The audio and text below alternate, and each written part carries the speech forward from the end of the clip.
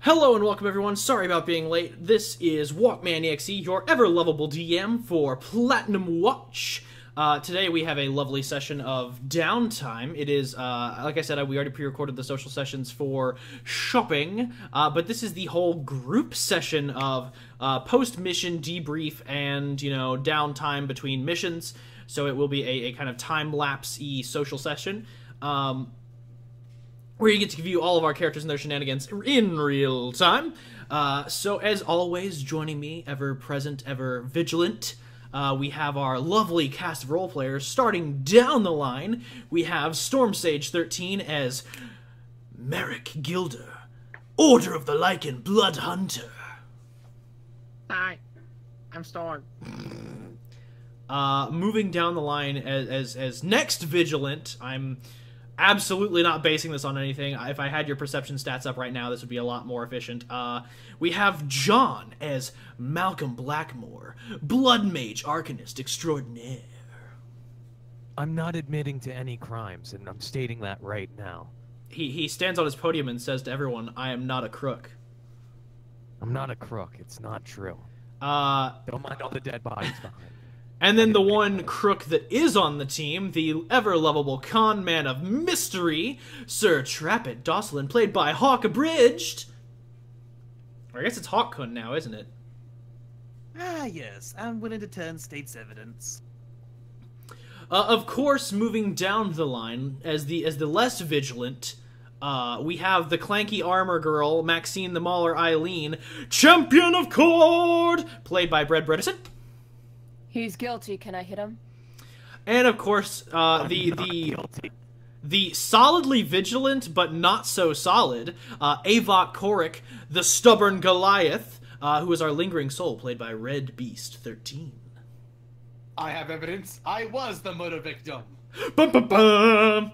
And of course, joining us shortly will be Zodiac Zach 19. He texted me a while ago that he is on his way home. Currently, he is not here though, but he plays our ever-lovable sweet boy druid Rando Mishorm. He was the accomplice to the murder. Yeah. Objection. Him and his demon soul Shadowin.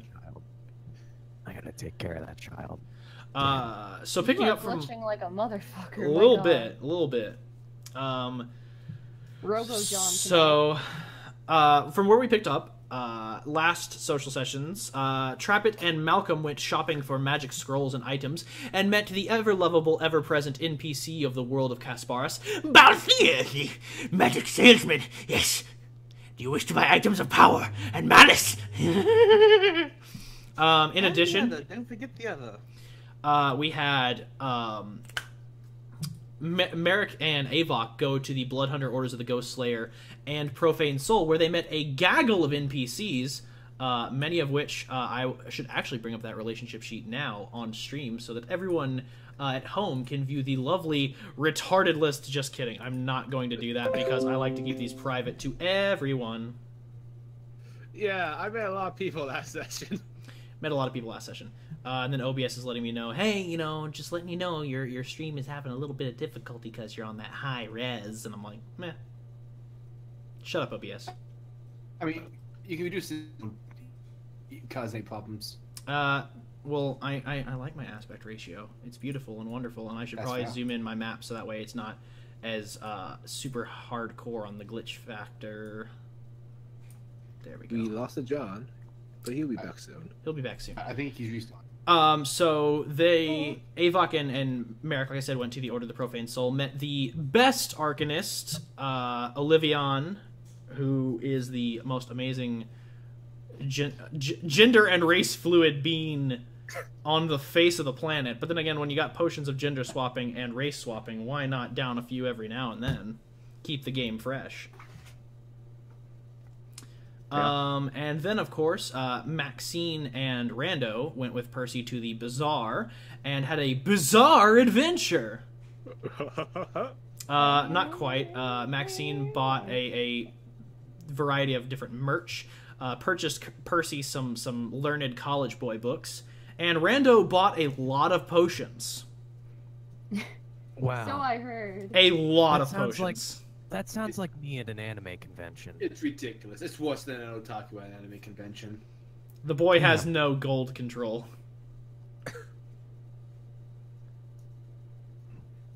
His GP is flying out of that bag.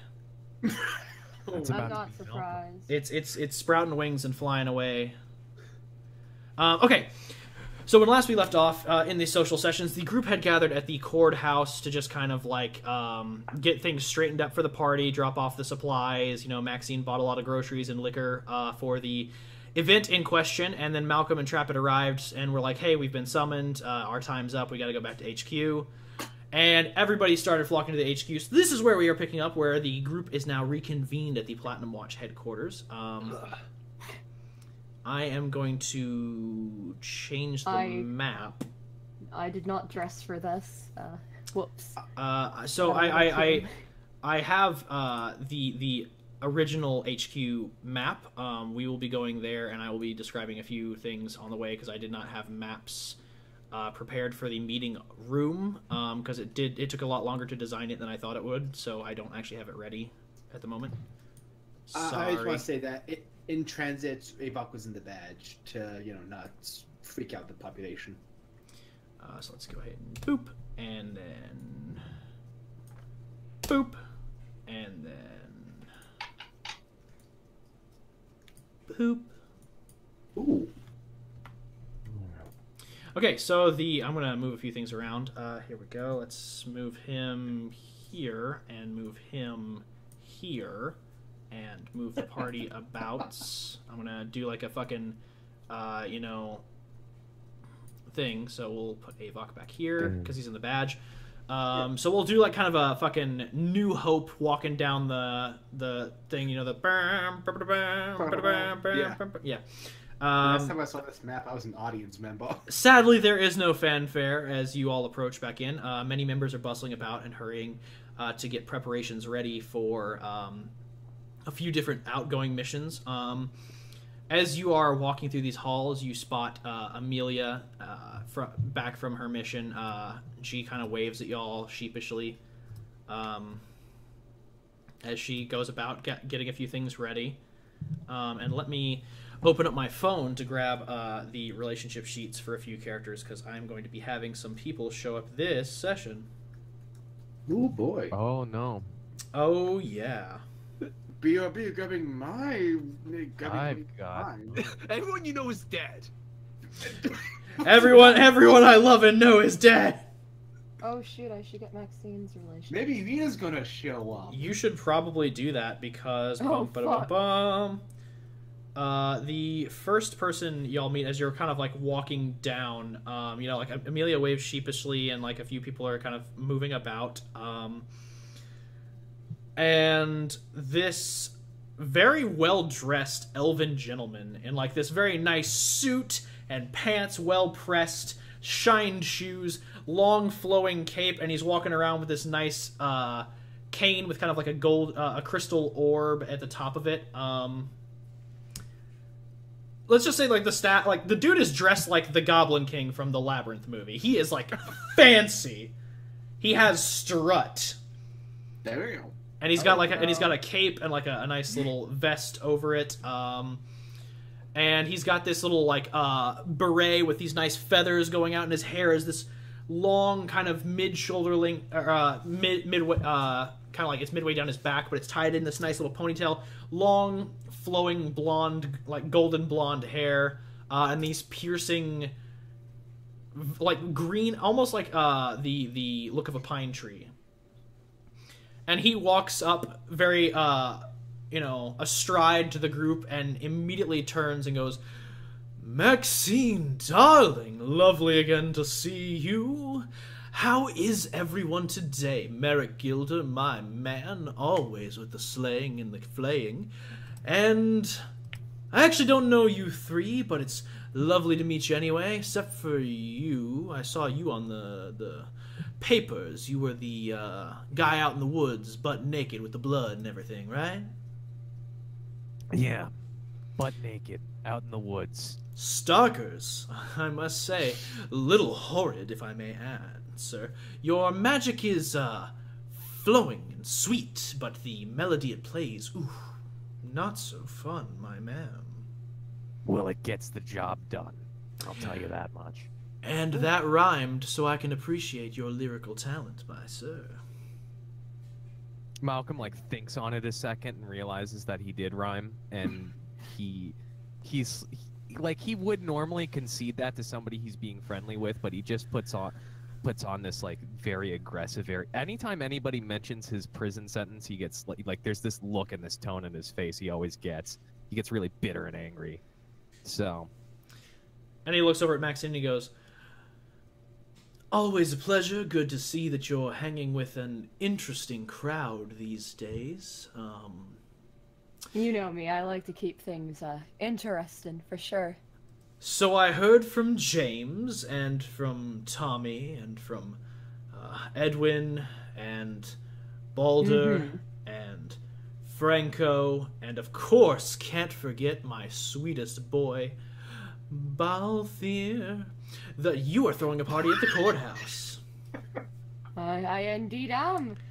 If you need lyrical entertainment, if you need... How do you say his name? Von Talisson. Vaughn, okay, I'm saying it right. Yeah, Von Talisson. And he looks at you and he You're goes, always welcome to the house, Vaughn. "Oh, I will be bringing the entertainment.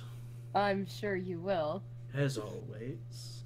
And he bows deeply to you, and kind of like does look a little flourish with his hands.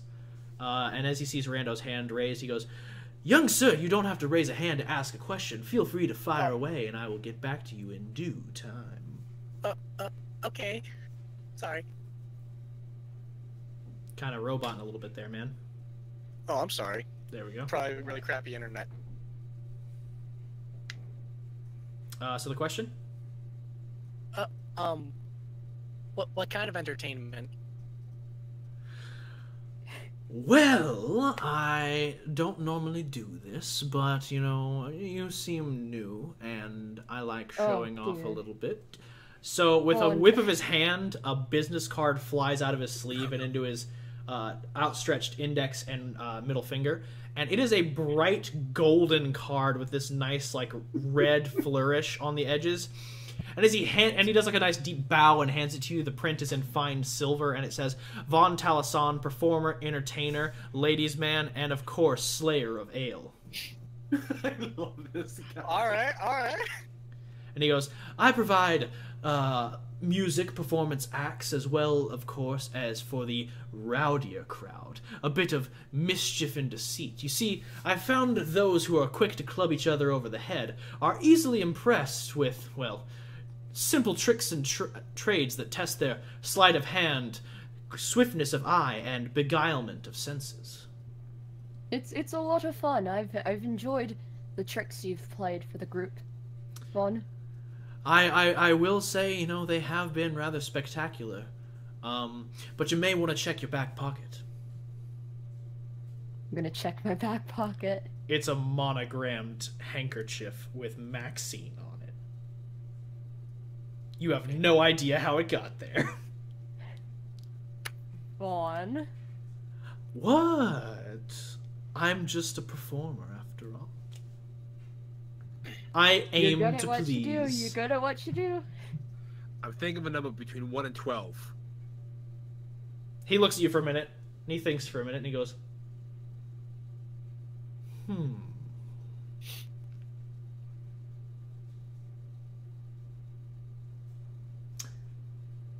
Let me see. And he kind of looks over at you, reaches behind your ear, pulls out a card, and it says 6.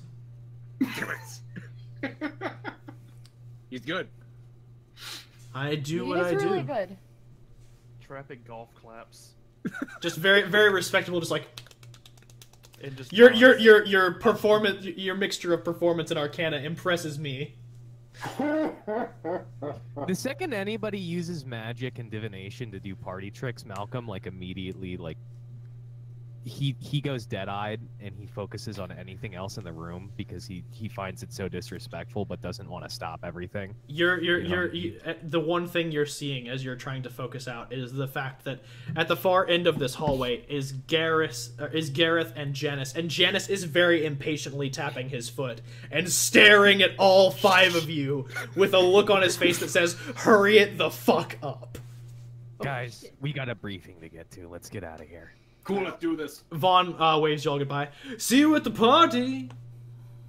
Yeah, go see you there, Vaughn. You Bye. have to introduce me to your tailor. Of course, I'll give you their card. He says as he kind of like backpedals out of there.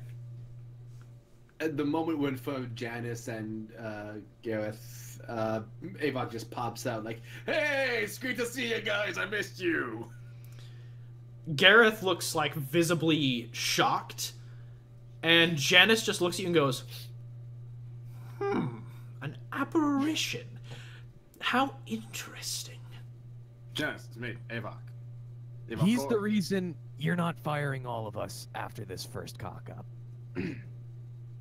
We did our job not too Hey, badly. we did rather well. Yeah, we got the I mean, job I mean, done. nobody died, so I mean, I mean, I one thought- person did die. Listen, Well, every we brought time him I've back, had to but we answer brought in him front of- back. Hi, he got Every better. time I've had to answer in front of anybody at a desk, I've gotten chewed out, so I'm expecting it. Hold on You a do a second. lot to be chewed out, though, to be fair, Malcolm. Let me Yeah, that's true. grab something real quick that I forgot on the previous page, and I apologize about that. Bing! Pussy. "Hey!" My bugbear boyfriend! No. I'm gonna suggest to Pussy he stays behind Maxine instead of Malcolm, just for the benefit of his That's soul. me as Do. friend, not... I know. So Janice just looks at Avok and goes, "Nope, nothing. Nice to meet you." And he just like shoves a hand through your torso. Uda Hendel, she was my captain. The Oh, I teacher. remember her. Wonderful arcanist, beautiful, intricate mind. Mhm. Bad choice in men. Hey! And he looks at you and he goes, Nope. "I feel like I've seen you somewhere before." Probably on top of Rita. but And he looks at you and he goes, And Gareth looks at you and goes, "Inappropriate. Are we ready for our briefing?" And Janice just goes, Yes. "Oh, yes, fine, finally. Christ." Sorry. Yes, sir. Sorry. Wait, Yeah, I don't- that was... Oof. And you are led into a back room. Down the hallway at the far end here. I'll just go ahead and describe it. You walk about maybe 25 feet down this hallway before you take a left and go through this set of double doors. And you enter this room, and as you enter this stone room, you notice it's a domed shape, and there are a few like blue arcane markings across the corners of the room that seem to be wards against speech leaving the room. And as you look around, there are a few like faint torch lights in the room itself. And as Gareth reaches kind of the end of this stone table that's in the middle of the room's about 30 feet by 30 feet. It's a circular room with a stone table in the center about 10 feet in diameter. The markings are around the kind of baseboards of the room, kind of around like the where the walls meet the floor.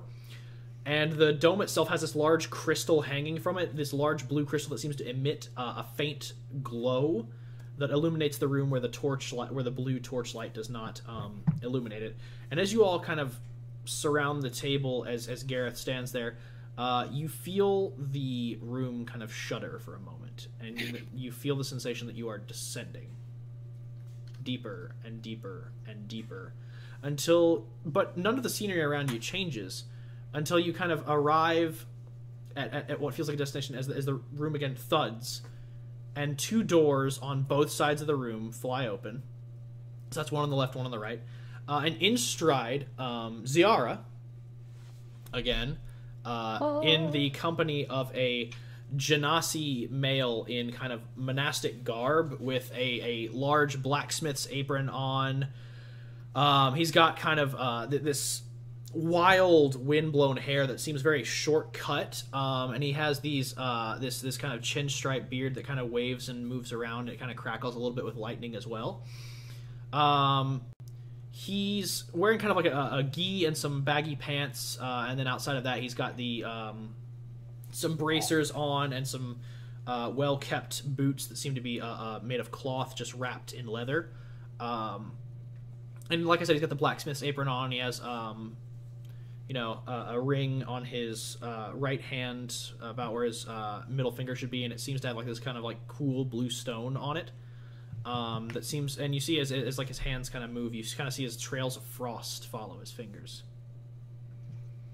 Cool. And then entering from the other side of the room is a human man, dressed in noble finery, with kind of not slicked back, but kind of like very loose and very well manicured, kind of similar to how wild but well kept Malcolm's hair is.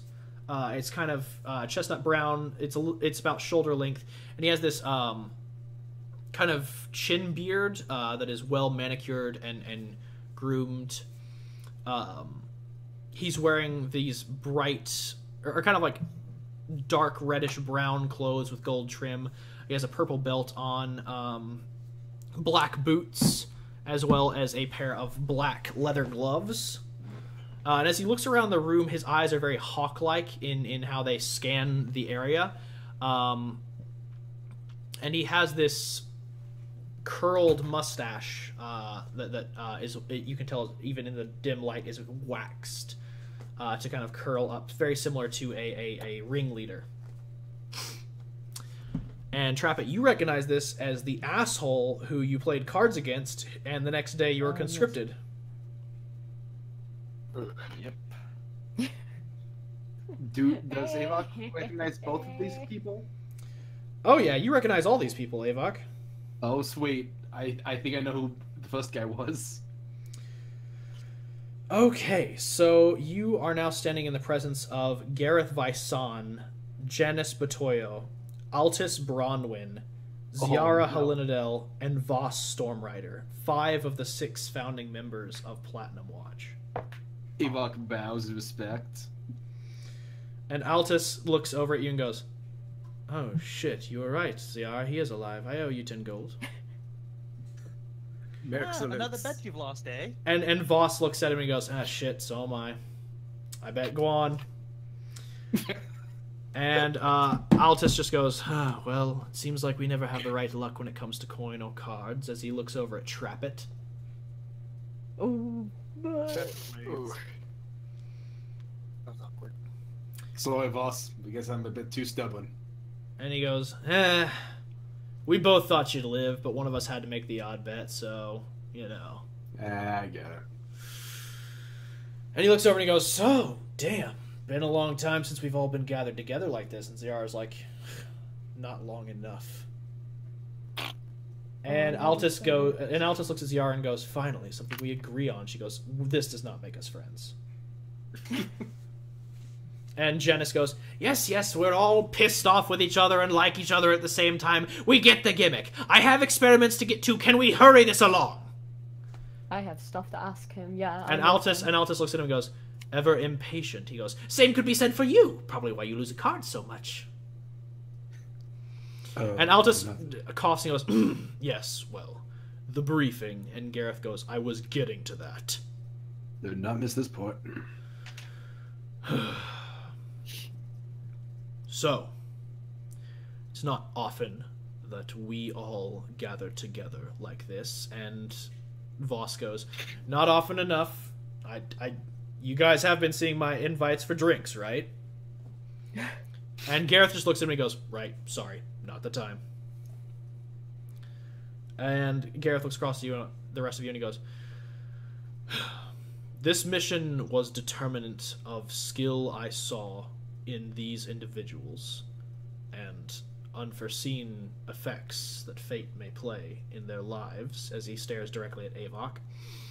And he goes, and it seems that fate has bound these souls together and brought them here for a purpose that I envisioned but could not fathom in the depth of it. And Ziara goes, so is that why you basically sent them on what should have essentially been, say, a rank 4 mission?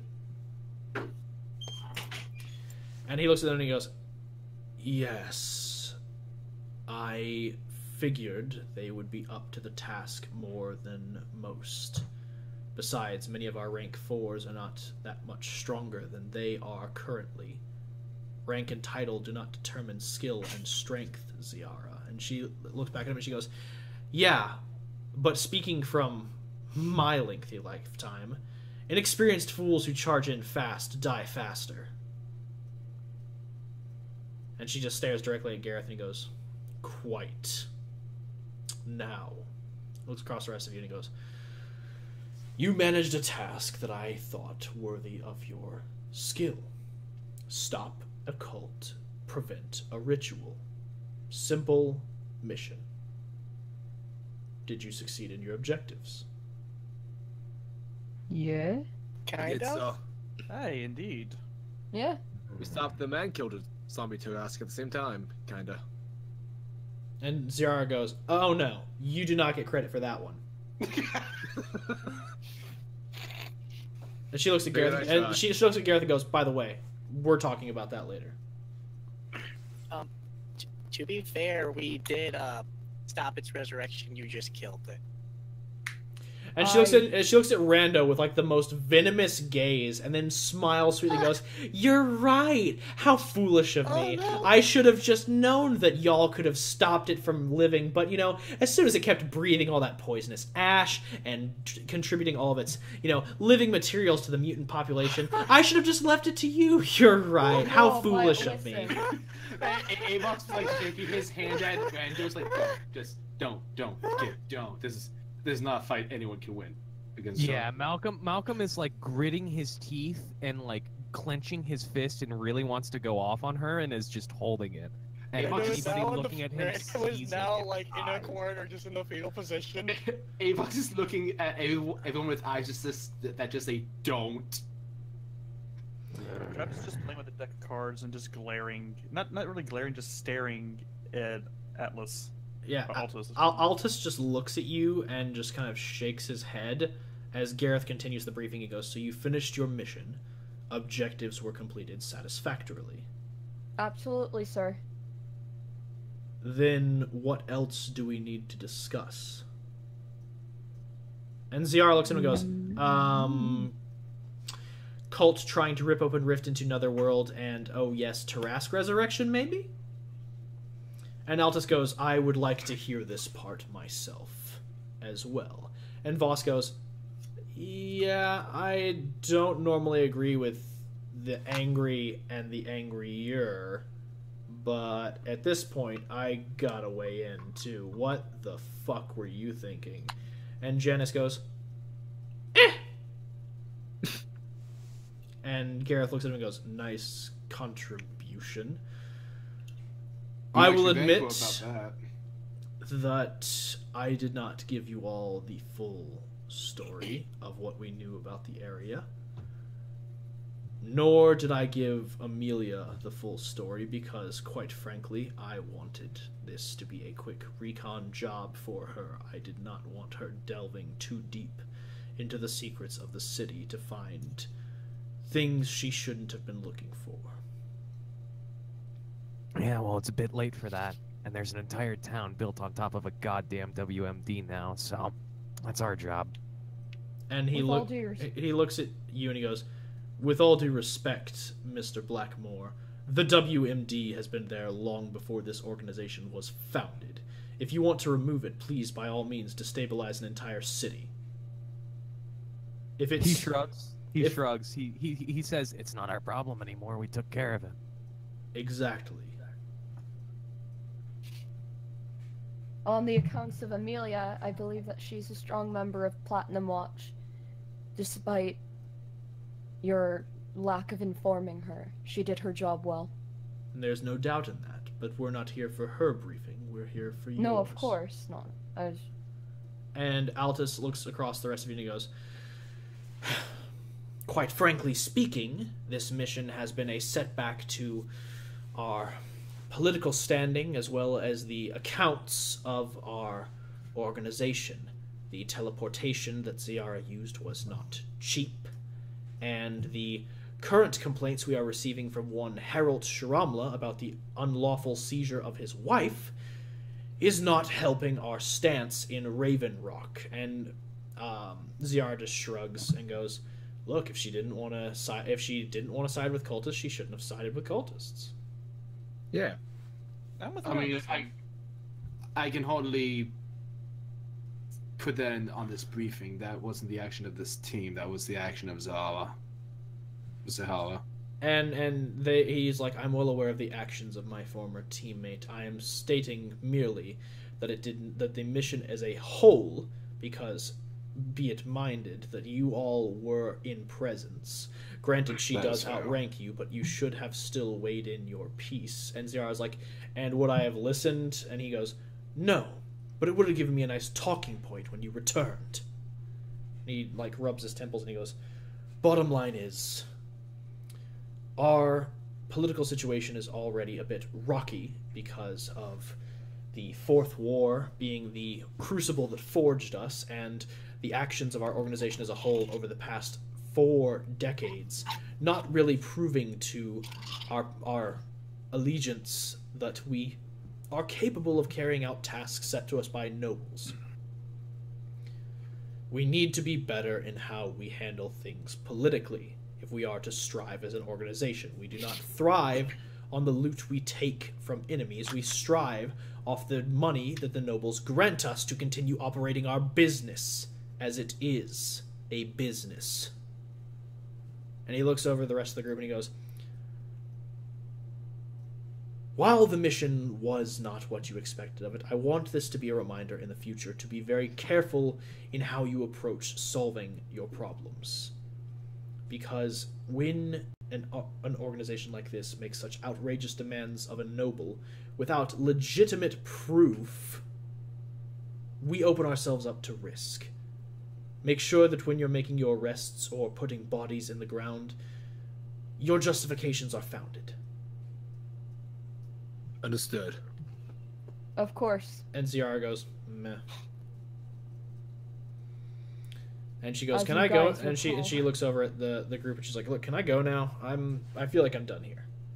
And Gareth goes, "We need to discuss the final bit of business, which we need you here for."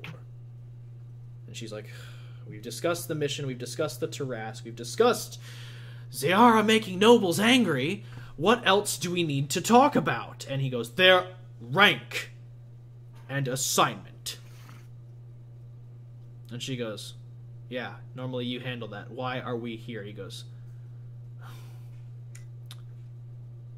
"Because of their name." And he hands you all, he hands you all a set of little, like, he places his hand out on the table, and as he does, you watch as a blue arcane circle lights up. And as he does this, you watch as a name appears across the center of the table. And that name is the Platinum Vanguard. And Ziara looks at him and goes, "You can't be serious." And he goes, "They safeguarded a organization and a city against the resurrection of a Tarask and the entering of our world of a very deadly and dark god. I think it's time someone finally bears the Platinum name." And she goes, "But Vanguard, really? We couldn't have thought of something better like the Platinum Cross or the Platinum Bolts." And she's like, "Well, we've already..." And Voss chimes in, he's like, "We've already got the Bronze Bolts. It's Amelia's team. Seems a bit redundant." To be fair, the last person we knew who was called a Vanguard was kind of a dickhead. On that note, Meg's going to throw the rune that was in looks head over to Janice. He's AWOL. He picks it up and he goes, "Okay." Crushes it in his hand. What? I like the name Vanguard. How Me many too. illiterate peasants do you Would think say could spell that I Vanguard? don't think is going to be an issue. He wasn't really much of a threat. If he shows his face again, we can take care of him. To put it lightly, from the letter that his father gave him, his daddy picked him up. And they look a little visibly disturbed by this, but they kind of regain their composure rather quickly. And Altus goes, "I believe an appropriate change is in mind." And he places his hand on the table, and the last name changes from Vanguard to Wardens. And he goes, "The Platinum Wardens." Oh. And he goes, "Well, after all, it was our old team name. I don't see why they can't carry it if you think so highly of them." Avok is kind of low-key geeking out at that. And he Wardens. looks at him and he goes, "They're not... I'm not trying to replace us. And he goes, "Look, you've already made your statement on that, so let's just give them the title and be done with it." And Ziara goes, "Sure beats Silver Unit." And Voss goes, "I mean, I liked their original name." And they both set their hands on the table, and the Platinum Wardens glows brighter, and Janice goes, Fine. If everyone's picking up the name, I might as well." And you see him place both hands on the table, and two circles light up, and the name glows and floats off the table. And as it does, you watch as the words break apart and flow into each of your badges, including Avok's old badge. And you watch as the rank inscrawled on your badges has been updated. Oh, nice. Malcolm, crap. Rando, and Trappet have been elevated to rank 2 in Platinum Watch. Maxine and Merrick have been elevated to rank 3. And Avok, you have been elevated to rank 4. Holy crap. Noise. We'll do our best to honor this name, That make sir. him the captain? And he goes, "And with that, we also have some reassignments." And you watch as the roles on your badges shift. Avok, yours now return. The infiltrator that was once on your badge now changes to the newer model of infiltrator on the Platinum Watch badges. Trappet, you watch as yours changes to quartermaster, and then there's another addition that also says treasurer. And Might change to what? quartermaster and treasurer. Okay, cool. Good to hear. And Merrick, yours changes to Vanguard. And he goes, "From the briefing we received, it seems that these roles would be more appropriate for your group." Thank you. And he Yeah, goes, Won't you down. and he goes, "You'd better not. I have a lot riding on this, as it were." And Altus weighs in, "Well, you've always been better at bets than the rest of us." And Voss goes, "Yeah, well, I mean, when in doubt, my money's always on Avok and Maxine, so keep up the good work." And Ziara goes, "Yeah, sure, I guess they can handle themselves. After all, Merrick is a chip off the old block, so if anyone will tear apart some demon's ass, it'll be him." And Janice goes, "I don't like any of them." But, Holy shit. but Dad, And he goes, "I am not your father!"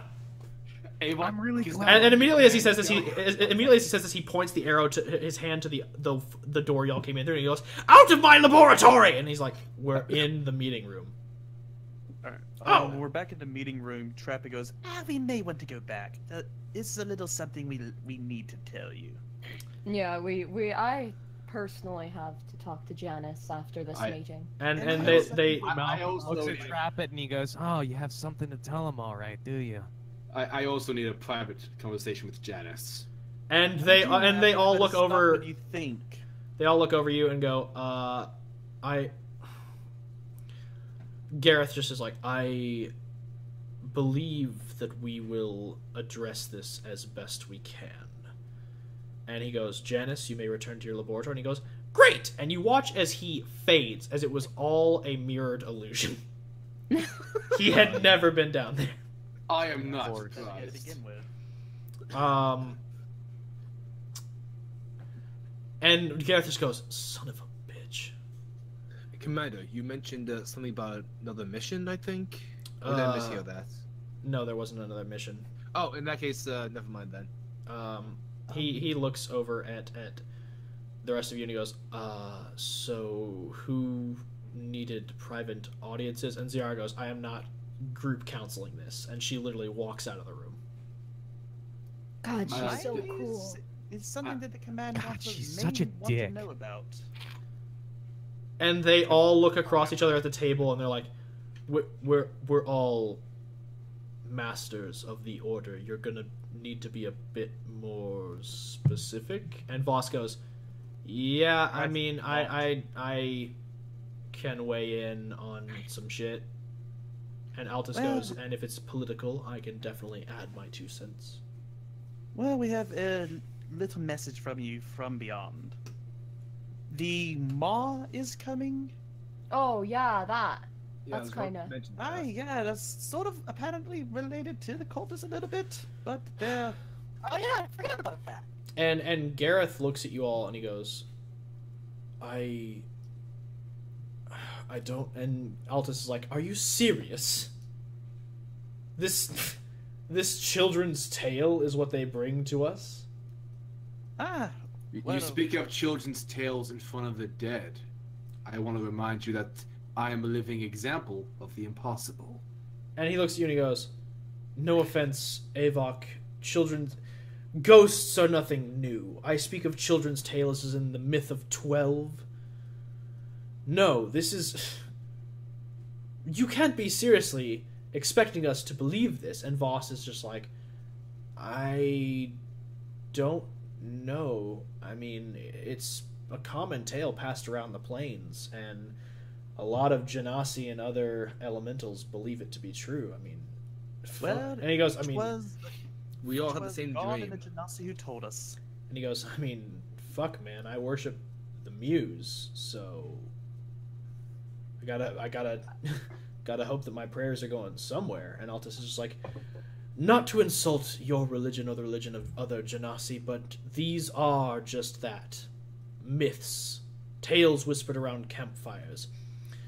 The 12 haven't made their presence in the world since its creation. I don't mean to disagree, and by that I mean I do. And Wow. he just looks at her and he goes, go on.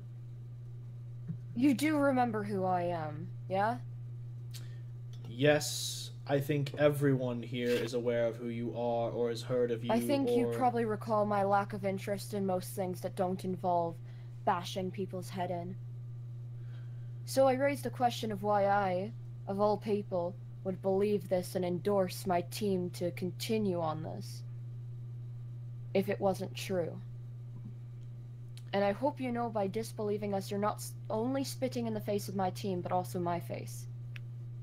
And Gareth looks at Altus and kind of like holds his hand up, and Altus just sighs and rolls his eyes, and Gareth is like, we will devote resources to this, but without concrete evidence. These are rumor, and it sounds like he's being scripted by this, as he's like very Of carefully course. picking his words, because Altus is just staring daggers at Gareth. In He's that like- case, when we find proof, we'll make sure to bring it back. And he goes, thank you, that will make this a lot easier. And Voss goes, and yeah, if you guys ever need a history lesson, you know, just ask. And he looks like very starved for conversation. Aw. And is? Voss. Yo, boss, what I missed in 30 years? And he goes, oh man, let me tell you, it's been crazy. No, he just kind of is like, we'll catch up. I'll put a call out to Guan. We'll see what we can set up. That'd mean a lot to me. Commander, before I forget, this is Percy the Bugbear. He is very helpful in taking down the cultists, and he would like to join Platinum Watch if possible. And he looks over at the bugbear, who has been standing there the whole time, apparently that no one has addressed. Say hi, I Percy. figured that would happen. And he's just like, "Hello, I am Percival. I am a caster and a craftsman of sorts. I would consider myself a arcane architect." And at this, Gareth's eyebrows kind of go up a little bit, and he goes, "Oh, a crafter of artifice, then?" And he goes, "Yes, that is my pursued trade, and I hope to be able to go down those venues." And he goes, "Well then, in that case, Maxine, you mentioned you were having a private meeting with Janice. I would bring Percy along with you and introduce him to the Master Arcanist and see Yeah, what potential sounds he good. finds in him." And Altus goes, I'm "And sure if he Jax finds..." will have lots of fun with this And he one. goes, and Altus goes, "And if he finds no potential in you, I am always looking to hire architects. Just bring me a folio of your work, and we will see what we can craft. The nobles are always looking for unique items of great value, so if you can craft something that might pique their interest, I think the idea of a bugbear craftsman would draw more eyes than most." And he goes, "Well, I will consider that offer if it is still available once I discuss things with the Arcanist." With all due respect, can I start doing that now? Or... And Gareth goes, "Yes, apologies. This meeting great. is Percy, over." Mir. She's gonna grab the back of his shirt, start walking. I need to speak with Janice too, actually. Someone lobbed on my badge. Yeah. Merrick gives Maxine the badge. Yes, Finally! I will say, though, seeing as Chap is the new quartermaster, when you're done with your meeting, we should probably hand it off to him. Because technically, your equipment, I guess. I don't know how to... I'm talking about Avok's badge. Hand it off to Chapin when you're done. Oh, yeah. Of course. On that note, Merrick's going to walk over to Chapin and hand him the bag of holding since he's the new quartermaster. And Hawk, I am sending you my link for the Google Drive, Google Doc with all the equipment. Alright, and off I go, dragging Percy and carrying Avok in my hand, and like marching, and I quickly apologize for my attire, because I don't think Maxine has ever come into Platinum Watch wearing a dress. Oh yeah, I forgot that little detail. And turns, goes. And it's good on you. That's just like, Thank "Sorry, you. wearing a dress. I'm in my comfy clothes." And Sorry, could not If you give a think about it, shit to It's a wear type my of armor armor. for a different type of battle. Gareth just goes, It's your downtime. You spend it how you need to." And Altus right. goes, "Quite frankly, it's a nice touch outside the armor." Thank you. Thank you. And Voss Aye, goes, aye. "Yeah, you got nice arms." That's false. He's classy.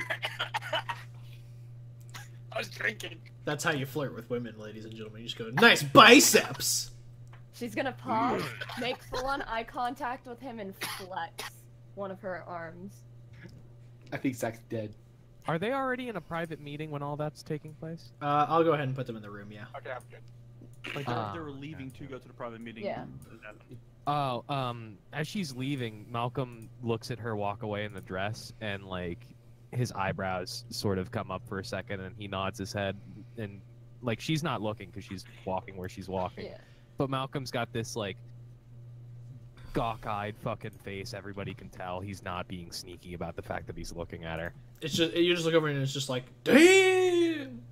Damn, son. Trappist is gonna flick him on the back of the head. I don't get it. Merrick just sort of jabs him in the gut a little bit, like, "That was fun." As we go into Janice's lab, it looks like, "Okay, be careful. Last time I was in here, I blew up." Yeah, Figuratively or literally? you're not here. Yeah, not there. Oh, It's a private meeting. I mean, As you say Oh, this eat and his enter the room, Janice is working over a couple different orbs of artifice. You see he's combining a couple different items inside the orbs, closing them, and you're watching as the runes glow on them, and you hear the melding and shifting of materials inside the orbs, almost like waves crashing against the reef. Okay, this is different. Janice, I brought you goodies. And he turns around and he goes, "Ah, finally! My material components are..." Oh, it's you. Yeah. Sorry, wrong type of goodies, but I think you might actually... And his eyes drift over to Percy and Avok, and he goes, "You're multiplying. I don't like this." And he looks over at Percy, and he looks over at Percy and sees like the spell book in his hands, and he goes, "Oh, a wizard! I like this slightly more." Yeah, actually, Percy has some pretty interesting hobbies, don't you, Percy? Yes, I'm looking to... Fascinating! Tell me about them! Well, I would like to... Speak up, lad! I don't have all day! Well, okay, so I wish to be a arcanist and a architect. And he goes, "So you wish to artifice magical arches and, like, a fountain?"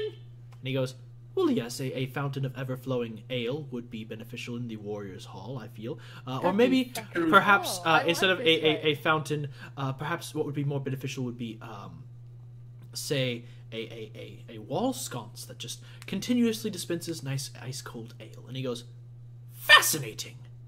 Tell me more about how to..." And he's like, "Fascinating! Tell me more about intoxicating the fools." Yes. Oh, alright, before this You conversation... are my new favorite person in the entire world. Yeah, Janice is my favorite. Maxine's No, I'm talking gonna, about like... Percy. Maxine's gonna wave a hand in between the two, like, alright, you guys can have your powwow later, I need things identified. Or, at least told more about them. Okay, what? Get your items out, I don't have all day, I want to talk about this flowing ale sconce. Yeah, you guys can start that in a second, my god. She's gonna flick her hand once and change the bracelet into the gauntlet. And immediately as the gauntlet appears before him, he's just like, "Oh my... Where did you get this?" So, I don't remember the Where? guy's name. Details now! Paladin shop. In the place where we had to fight the cultists. And he immediately, like, as you're, like, going on, he's just not even listening to you anymore. He just grabs the gauntlet, lifts your arm up, and starts examining it.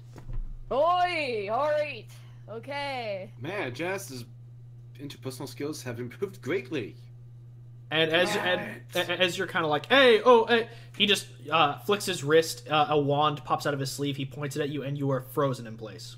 Oh, fuck. Can I talk? Nope. Oh, shit! Can I talk like this? Nope, you are just... Dick! Avok's gonna cast Mage Hand and see how many books he can stack on top of her head. Fucking prick. And Percy's just like, "Oh my god, what have you..." And he's like, and he just points the wand at Percy and goes, "Don't." It's okay, And Janice Percy does just this kind of when he like needs to get freezes stuff and done. doesn't move and goes, oh, okay. And he looks over at Avok and he goes, "Still don't know who the fuck you are." And he starts examining the gauntlet.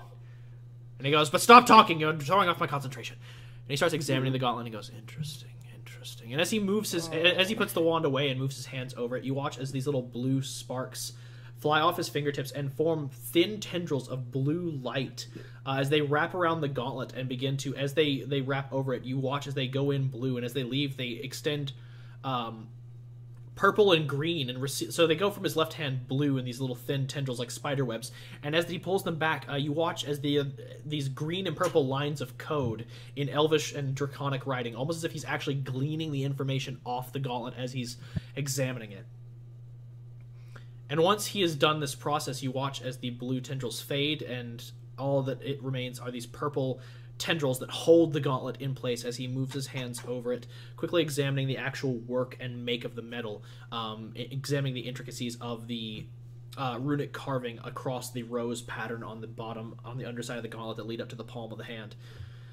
And he stops at the rose and moves his hands over it, and as he examines it, his eyes kind of flash, like they're normally these kind of like pale blue eyes with these silvery white scleras, and kind of black with a tinge of silver pupils.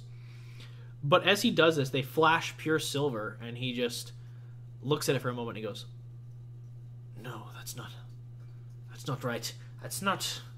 No." And he recedes his hand, and he flicks his wrist, and the wand comes out again, and he taps Maxine, and you're able to move again. And he tucks it away, and he recedes over to his workbench and just throws a bunch of orbs of artifice off as they tumble and roll, but they still continue crafting their processes. And he reaches down into his desk and pulls out a couple different books, and he starts throwing them open and sifting through them furiously. You okay there, Janice? Still talking, shut up! Heard that! And his eyes are flying furiously across the pages, and then you watch as he pulls a pair of glasses out of his wardrobe and flicks them on, and you watch as these three large arcane circles appear before the glasses as they are rotating and moving at a furious, rapid pace, as they're almost gyrating, as they're flipping end over end and moving in different directions as he's processing all this information simultaneously, reading through all these books. And as he finishes, you watch as he extends his hands upward, and 5 separate mage hands close the books. And he takes the glasses off, and he turns around and he goes, "A paladin shop in the boneyard." Yeah. I have, like, this weird, like, memory thing. And he stops at that and he goes, "Perfect, that was actually my next question. When you were wearing the gauntlet, did you see any hallucinations, memories that were not your own, or perhaps auditory and sensory things that seemed familiar but not where you could place them?" Yeah, no, they didn't really, like, feel like mine, but they felt like someone's that was wearing the gauntlet. You get what I mean? It was... And he sighs deeply, almost growling as he's doing it, and he goes, "What you have stumbled upon is something that is exceptionally useful and twice as exceptionally dangerous." And he goes, "I don't know what name you call it, but it is referred to... I call it Mr. Punch. It is referred to as the Gauntlet of the Rose. Ooh. It is inherited by champions of Cord traditionally. Oh, shit. And it was forged as a gift from Cord to his firstborn daughter." Oh. And he goes, "This is an aspect of the foregone. One of many powerful items that exist in our world that history has either erased, forgotten, or removed. You would know it as a relic." Whoa. That's pretty damn cool. Yeah, I noticed it does some stuff.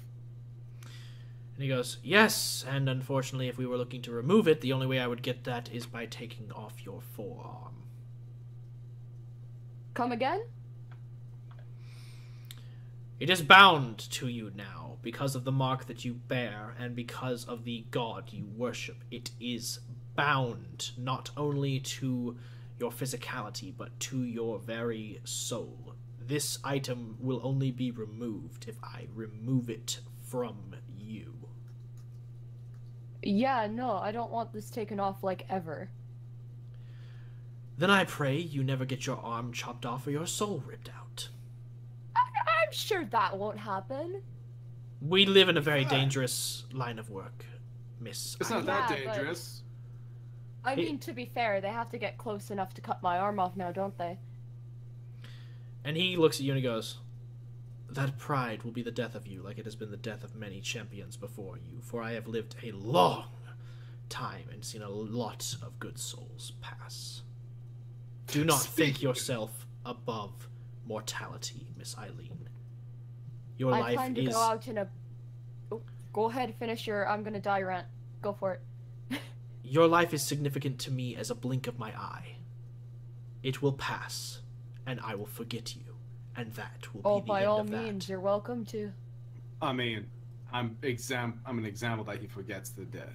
And he looks over at Avok and he goes, "Still don't know who you are, still talking to someone else, really getting tired of your interruptions."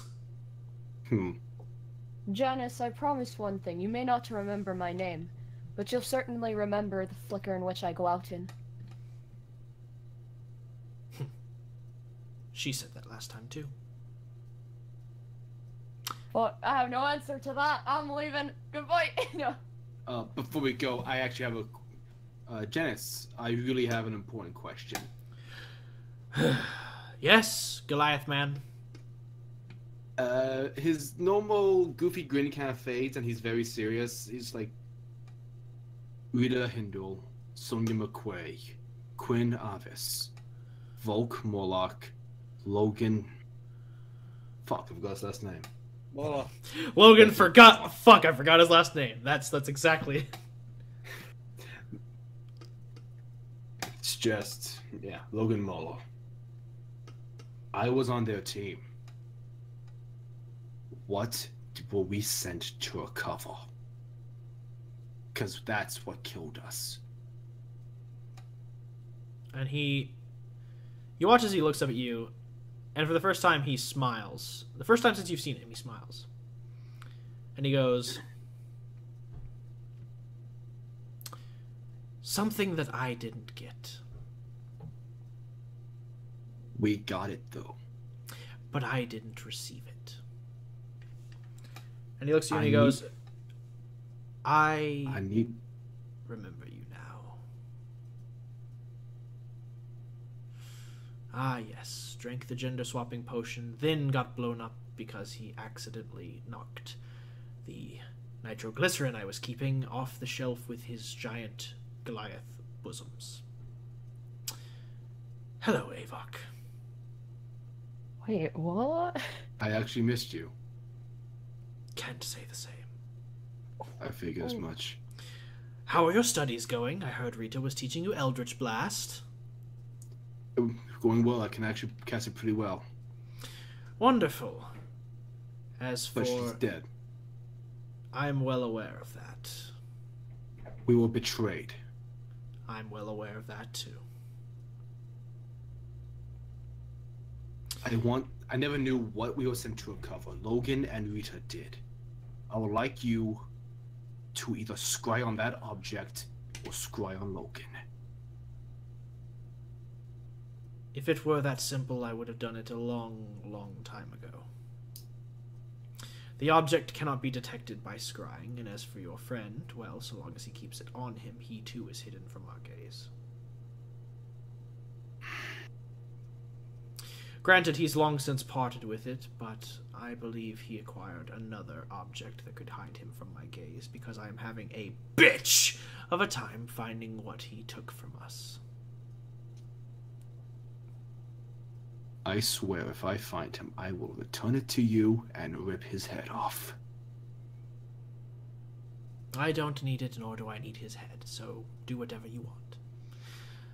If it were the object of my study anymore, I would be feverishly seeking it, but I found other things to occupy my time with. He killed Rita. The head wasn't for you.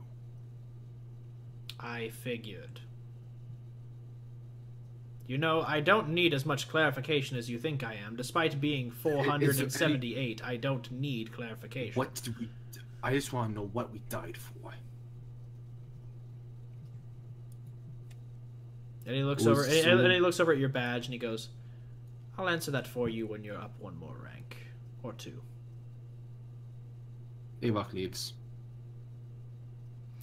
Goodbye, Janice. I hate you both. Oh shit! Before You'll never be rid of me. Like, this thing. Yes. Is that all it can do? I'm not looking to gift horse in the mouth or anything, but...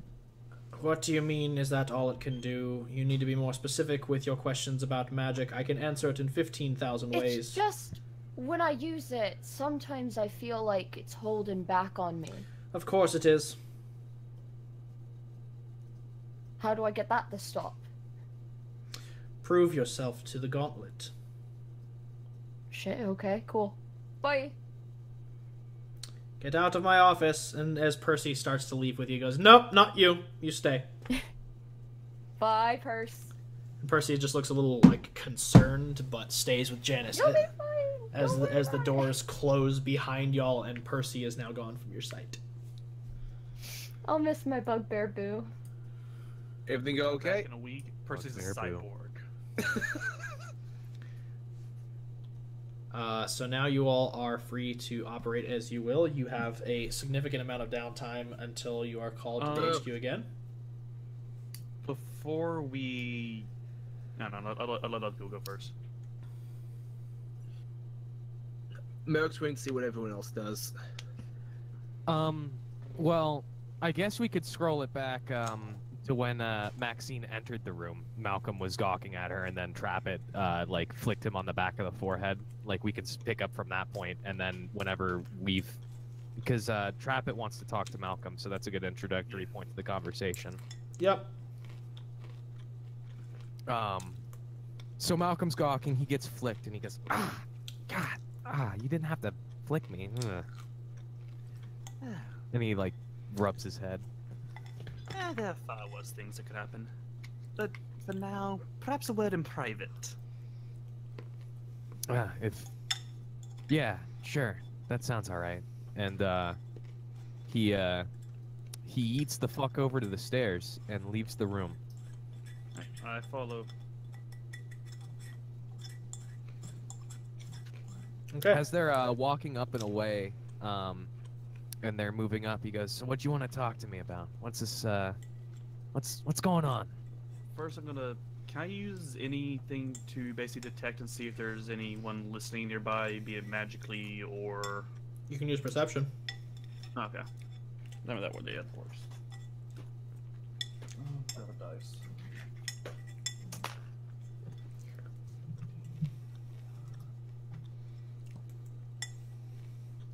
22. There is no one currently listening. Ah, cool.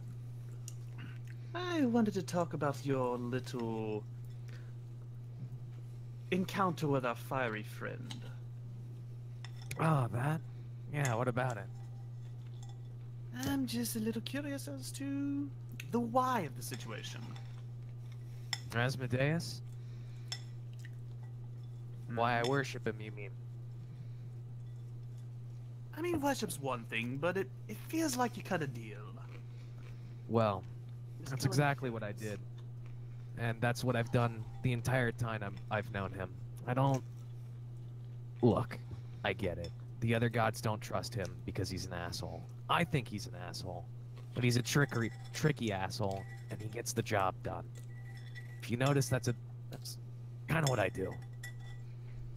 Yes, well, I'm sure you have your motivation for seeking out his aid, but have you considered whatever your goal is? Perhaps there's other alternatives. No, I've thought long and hard about what I want from him, and there's a specific reason why I'm not praying to any other god. And what exactly is that goal, if you don't mind my asking? He's got something to offer me all the other gods can't. And what would that be? Infinite knowledge, riches, women, immortality, all of the above? All of the above is pretty good, but other gods can offer me those things. Asmodeus, he's got the raw deal on one thing very specifically, and you know what? You and me can talk about that sometime soon, if you're interested. Because it sounds to me like you are. I am actually rather interested. Good. Maybe I'll, you and me can speak to him sometime. Trapper just smiles, just like, to be. I've spoken to so many gods in the last week, I may as well do another one. Yeah, it's, you too. You're not going to sacrifice me to him like you did the other one, are you? Percy's an asshole. And he was dead, so it's not like there was anything else that was going to get done with him. The fact that he survived is a little unfortunate, but Death no, is a not very you guys. difficult- I've got a job and a position to keep, and I trust all you guys.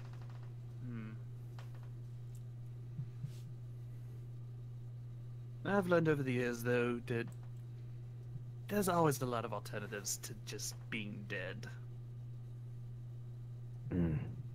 Yeah, I'll I be think that honest. that Avok guy's taught me something about that. Indeed. I'll be honest. We may spar every now and then, but I have grown rather fond of you, Malcolm. But Well, Trap it, you've fondness proven doesn't yourself, necessarily equal trust. Well, Trap it, you're fiercely competent, and I trust you to cover my back in a firefight, and that's all I ask for in an ally. Indeed. Now, say our commander approaching. Wah, wah, wah, wah, wah. I suppose we should get back before they assume that, one of us has tried to sell the other by this point. I wonder which one they think would be selling who. Let's find out. And as they walk That's back, where it's a he is. discussion about slavery.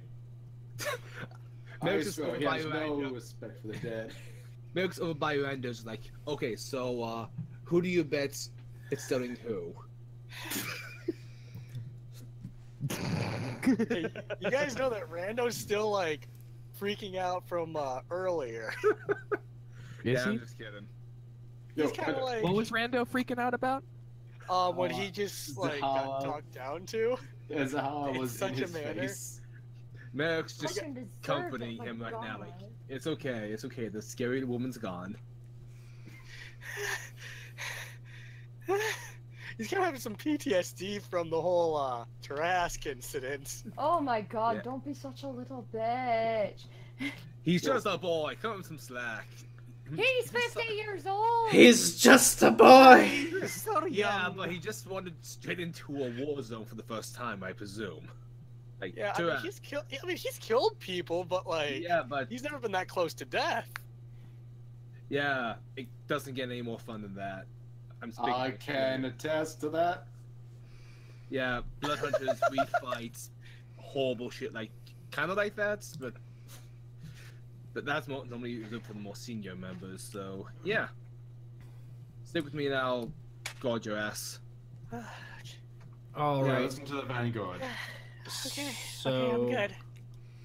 we've got about an hour left, so I'm gonna go ahead and take us over to Courthouse to party.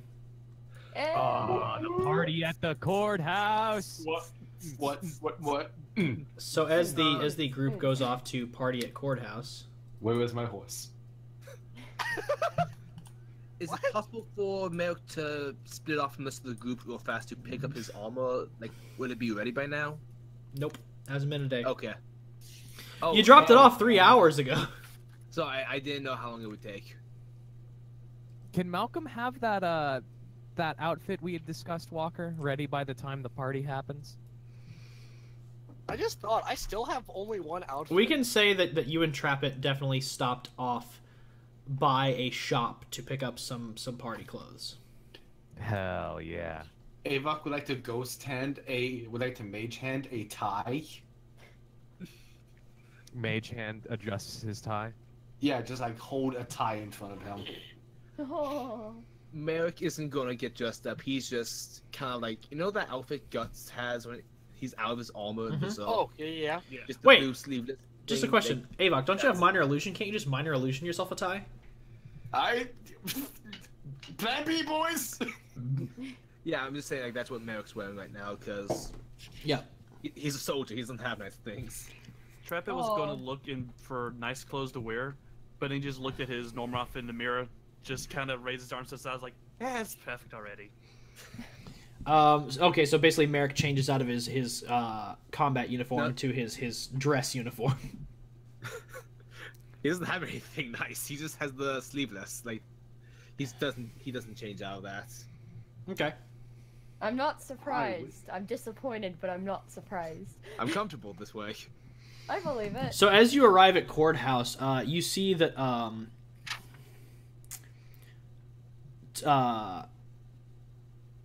the halfling you met earlier is just waving people in who are approaching, who are Maxine, you recognize a lot of these people.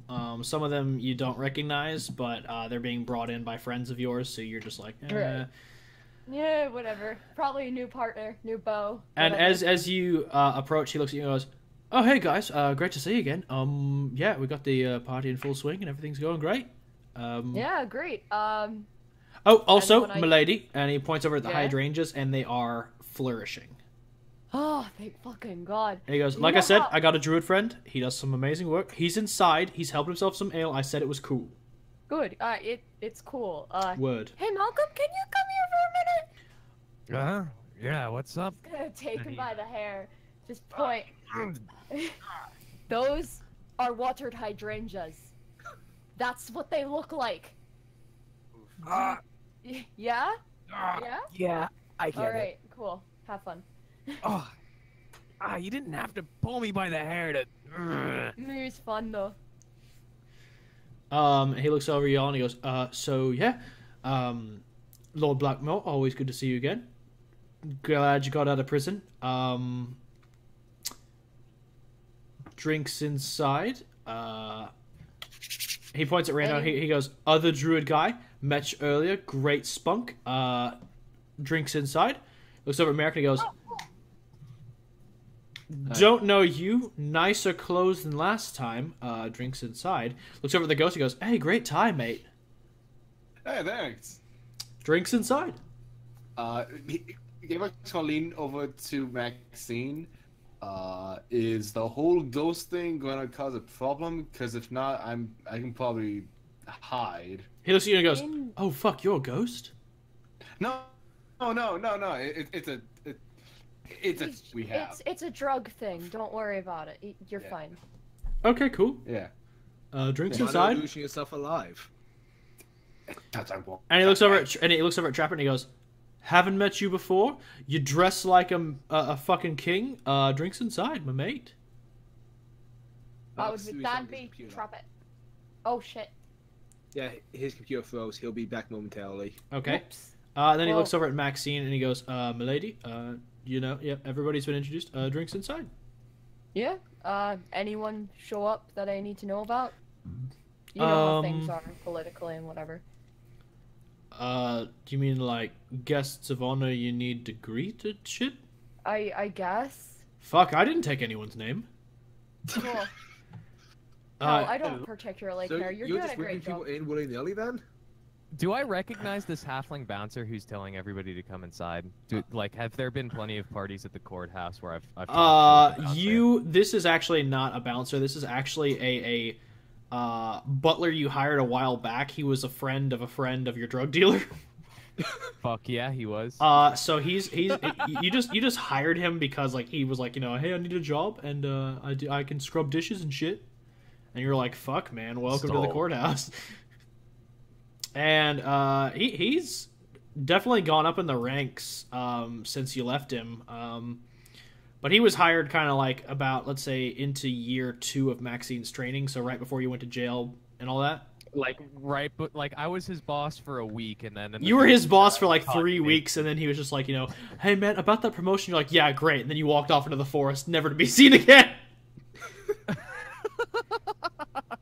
So you like kind of gave him a promotion, but not really, and he's just run with it. Hey Tracy, how's that promotion been treating you? Oh fuck, man! I mean, you know, it's been pretty good, you know.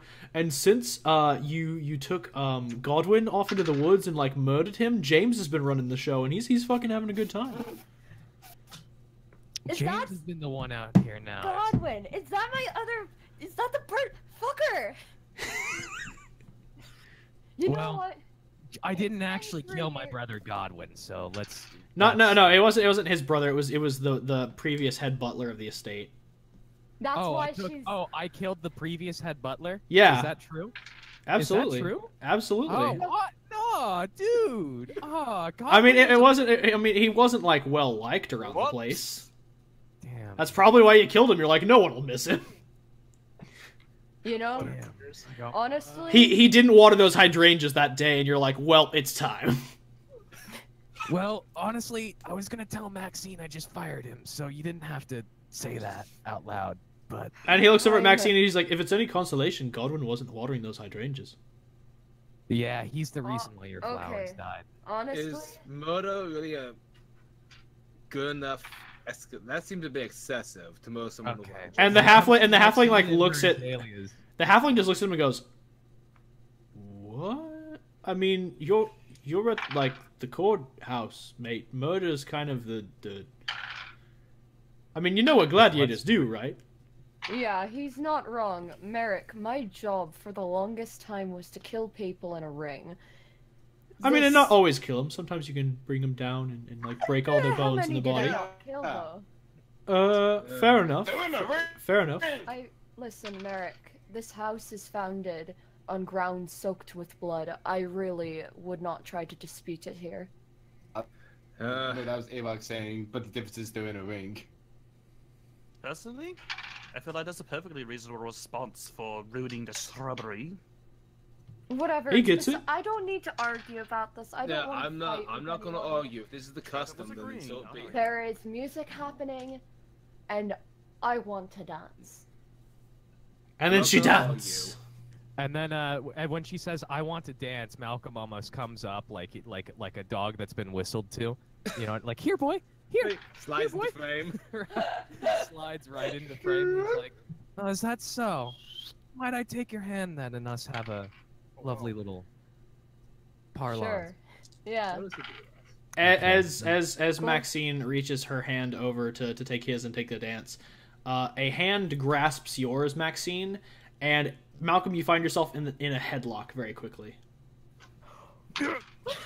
And as you look over, Amelia has you by the hand, and you see as Lucrezia and Lily are there as well. With Ugon got Malcolm in a headlock. She's like, "Is this guy bothering you?" And he's fine, but you fuckers! And she's gonna give each one of them a shoulder punch. Holy shit! It's been. I mean, Amelia, I saw you like whenever ago, but my god, Like a week ago? Like couple months. And Lucrezia's Holy like, shit! give or take, depending on, the amount of girls' nights you've dodged. And Lily's just like, she's a little mad about that. And Ugon's like, you missed a lot of drinking. It was fun. Oh fuck! Sounds fun. My god, I mean, I knew you guys would be invited because hello, but besides, it's fantastic to see you guys again. And she goes, yeah, it's great. And she looks down at Malcolm, and Ugon's like, yeah, it's great. She looks down at Malcolm, she goes, you have very pretty hair. I want to be let go of now. Yeah, can I'll let the pretty man go. She lets him go, and she goes, you have very nice hair. Oh, thanks. And now as you like finally get out of the headlock, you look over as there is this imposing, like about 2 inches taller than Maxine, half-orc woman with this long braided black hair and these very imposing tusks. She has come to the party in her combat attire. She's wearing leather armor with like a plate mail shoulder guard, a gauntlet, some chain. She's wearing like a chain skirt as well as like just regular pants, but they're coated in leather armor, and she has these very sturdy metal boots, and she goes, I like you. You seem alright. I like the way this one dresses. And I she like the way goes, this one thinks. she goes, you're not bothering Maxine, so you must be alright. And she looks over and she's like, oh shit, your whole team is here. And she goes, yeah. Hey, let me see if I got this I- right. Merritt Gilder. yes. That's all. She immediately passes over Rando. Trap thing. Yeah, that's trap it. That's And about then, as and then she accurate. goes back to Rando and she goes, small. No, absolutely correct. Tiny. Fact. But I'm Small not that boy. Small. Tell you what, He's best boy. if you want, I don't want this lad drinking anything or getting into the hard stuff. If you can keep him away from all of the, Oh no. and snuff Oh, no. and all of that. You still want me to? We talked earlier. You want me to keep an eye on him? Oh, yeah, if you want to do that, I mean, I was gonna. Yeah. sure. And Ugon goes, cool. And then immediately picks up both Malcolm and Rando. She's like, these are mine, right? What? Both of us. Oh. Oh, yeah, Raybug, bye. She looks at Maxie. She's like, these are mine, right? I mean, I was gonna. Yours. Take him. And she looks over at Malcolm. She goes, yes. And then she looks back at Maxine. And she goes, so just That one, see, you can have the tiny. That one is mine.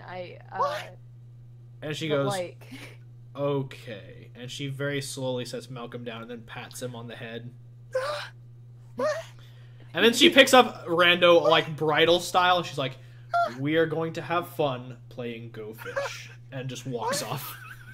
Oh. oh, I love her so much, my Can god.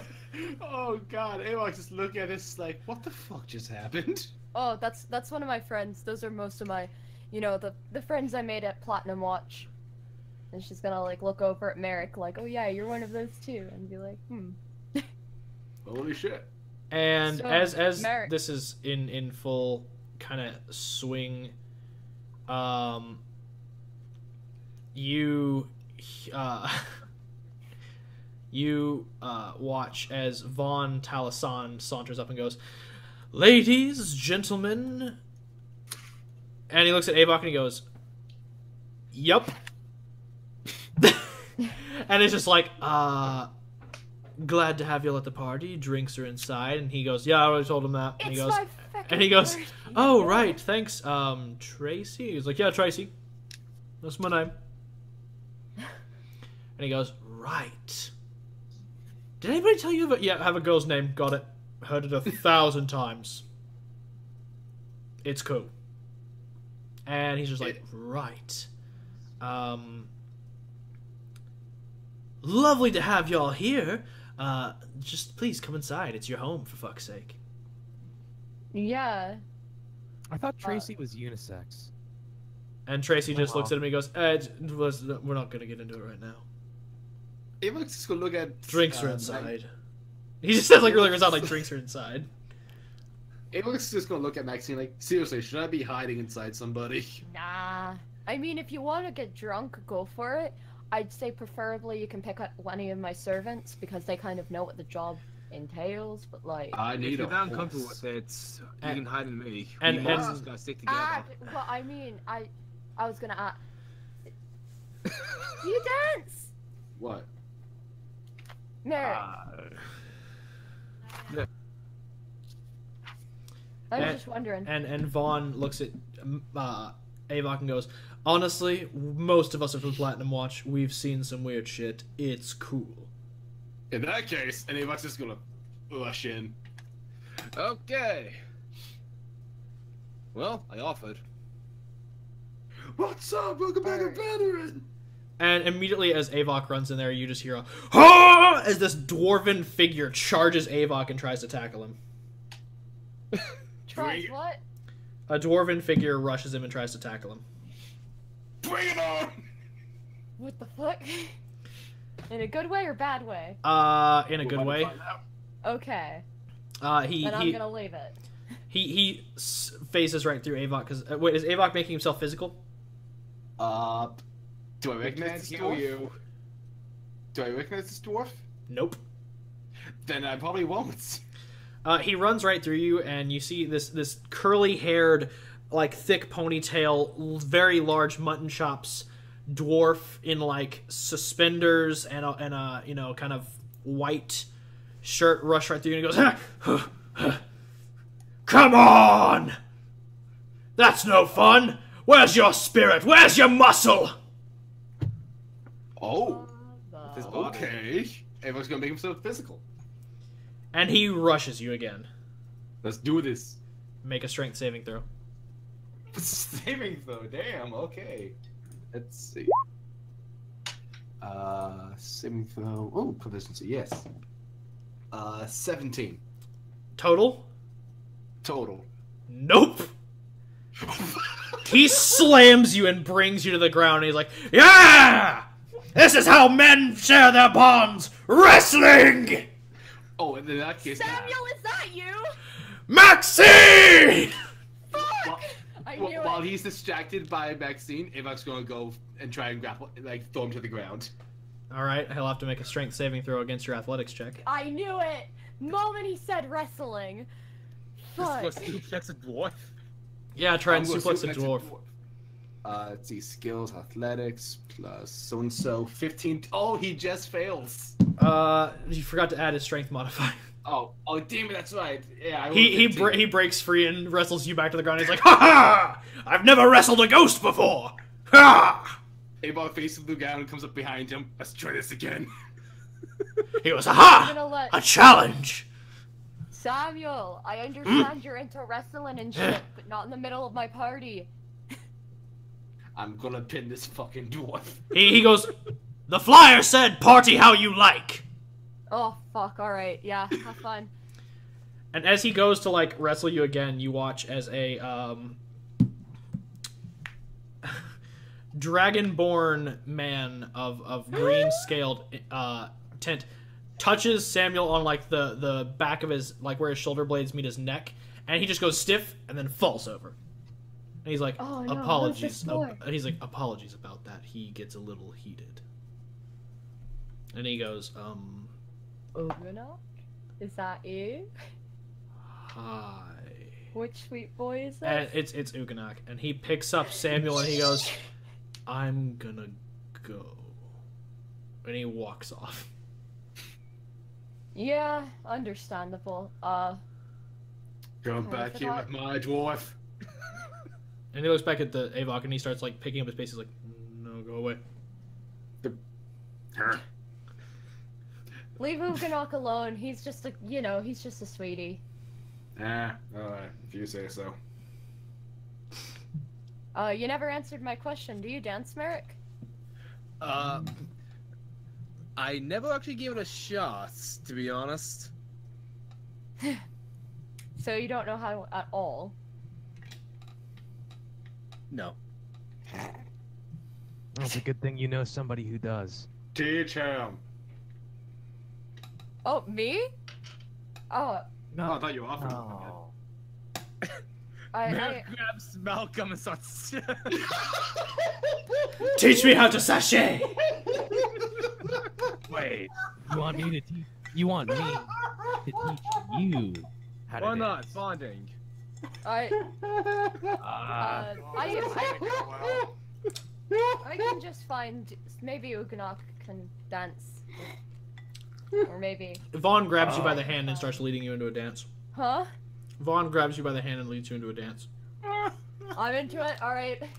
All right, Merrick. I guess you and me are dancing. Just And with that, Malcolm makes his athletics roll to dance. It'd be performance. What are you doing? Yeah, performance. Oh, damn, Malcolm's terrible at performance. I Are you know! fucking kidding me? Dude, we're gonna suck together. How am I a performer? I'm curious. Are we sure it can't be like an athletics or an acrobatics? Because I mean, I don't know. It's Malcolm's performance. a What fucking he's a noble boy. What dance are you performing? Some really fancy noble dance in the, like, you know, one of those fucking things they teach you when you're 10 and you're supposed to be a prince and you gotta marry someone. Very Acrobatics. robotic, very I'll conservative, very, allow- like, by the numbers. I'll allow acrobatics for a very, demanding dance that like would require a lot of precision and form. So basically this noble dance where you have to like glide around the fucking ballroom and not make your feet scuff the fucking floor. We'll do acrobatics for both of you. I just realized I had acrobatics. There we go. Athletics to my save. Oh, I got 20 total. Hey, we dance. Yeah, man. I imagine that Vaughn and Maxine are doing some form of violent dance, like one of those really fast dances. Would I roll performance plus strength? Well, my performance is +7, so what am I doing? Alright. I rolled a 1. I feel like you're Maxine. gonna break a leg. Getting trips. Literally. Damn. Well, that was lame. As he kind of pulls you into it, you try and dance, and you kind of like fall forward. And as you fall forward, Vaughn grabs you by the wrist and spins you and twirls you. So each time you kind of stumble over your feet, Vaughn compensates. And it kind of looks like swing style dancing, like from the fucking 20s. God bless. You're a lifesaver. Can we like dance over to those two that are doing better than I thought they would? And he goes, certainly we can Yeah. trade off partners. Which one were you looking to prefer? Shit. Malcolm is That's the question, isn't it? Malcolm is leading Merrick in what looks like a very traditional bridal style dance. Because it's all Malcolm knows. And Merrick just nuzzles his head into your shoulder, and it's sweet. I ship it. No. What has happened? No, they're What just- happens, guys? It's like Walker described, where they have to where Malcolm is like sliding in such a way that he's trying not to scuff his shoes, but like it's a very like in and out, backward and forward, using their like not like the swing Yeah. dancing is where Elegant. they're twirling each other, but It's like elegant. they're Stuff. yeah. So which one's beauty and which one's beast? What music is playing? Barely even friends. Something that something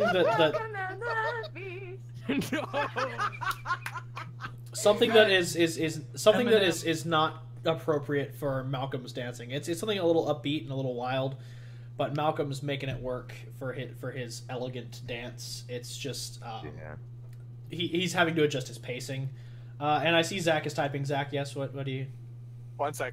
You'll just keep going. You can This just will be- answer the thing.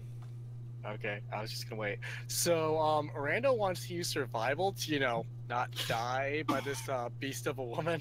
Yeah, she's just playing Go Fish with you. I Damn. feel like she's gonna kill me. Nah, you're good. That's one of Maxine's You're friends. just literally sitting at a corner table. She's got like an entire. Your friends have killed people. She's got like an entire cask of ale next to her, and she's given you like a decanter of apple juice. And You're fine. and she's like, "You got any fours?" Do I? I don't know. Do you? Decanter. Damn. Yes. And she takes your fours. She goes, "Sweet. Got any threes?" Go fish. Damn it! And she like slams her fist on the keg, and she's like, "All right." And she just takes it. And thing from there, she goes, "You haven't touched your apple juice."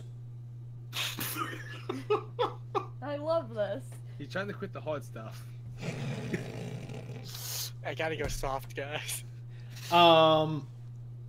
So that's kind of the entirety of your exchange. Oh boy. And after a while, you kind of start getting into the game and using Shadow Wind to help you cheat. Wait, I'm using. Oh, You can absolutely use Shadow Wind to help you cheat. Oh yeah, my God. yeah. I was about to come by and do that, but never mind.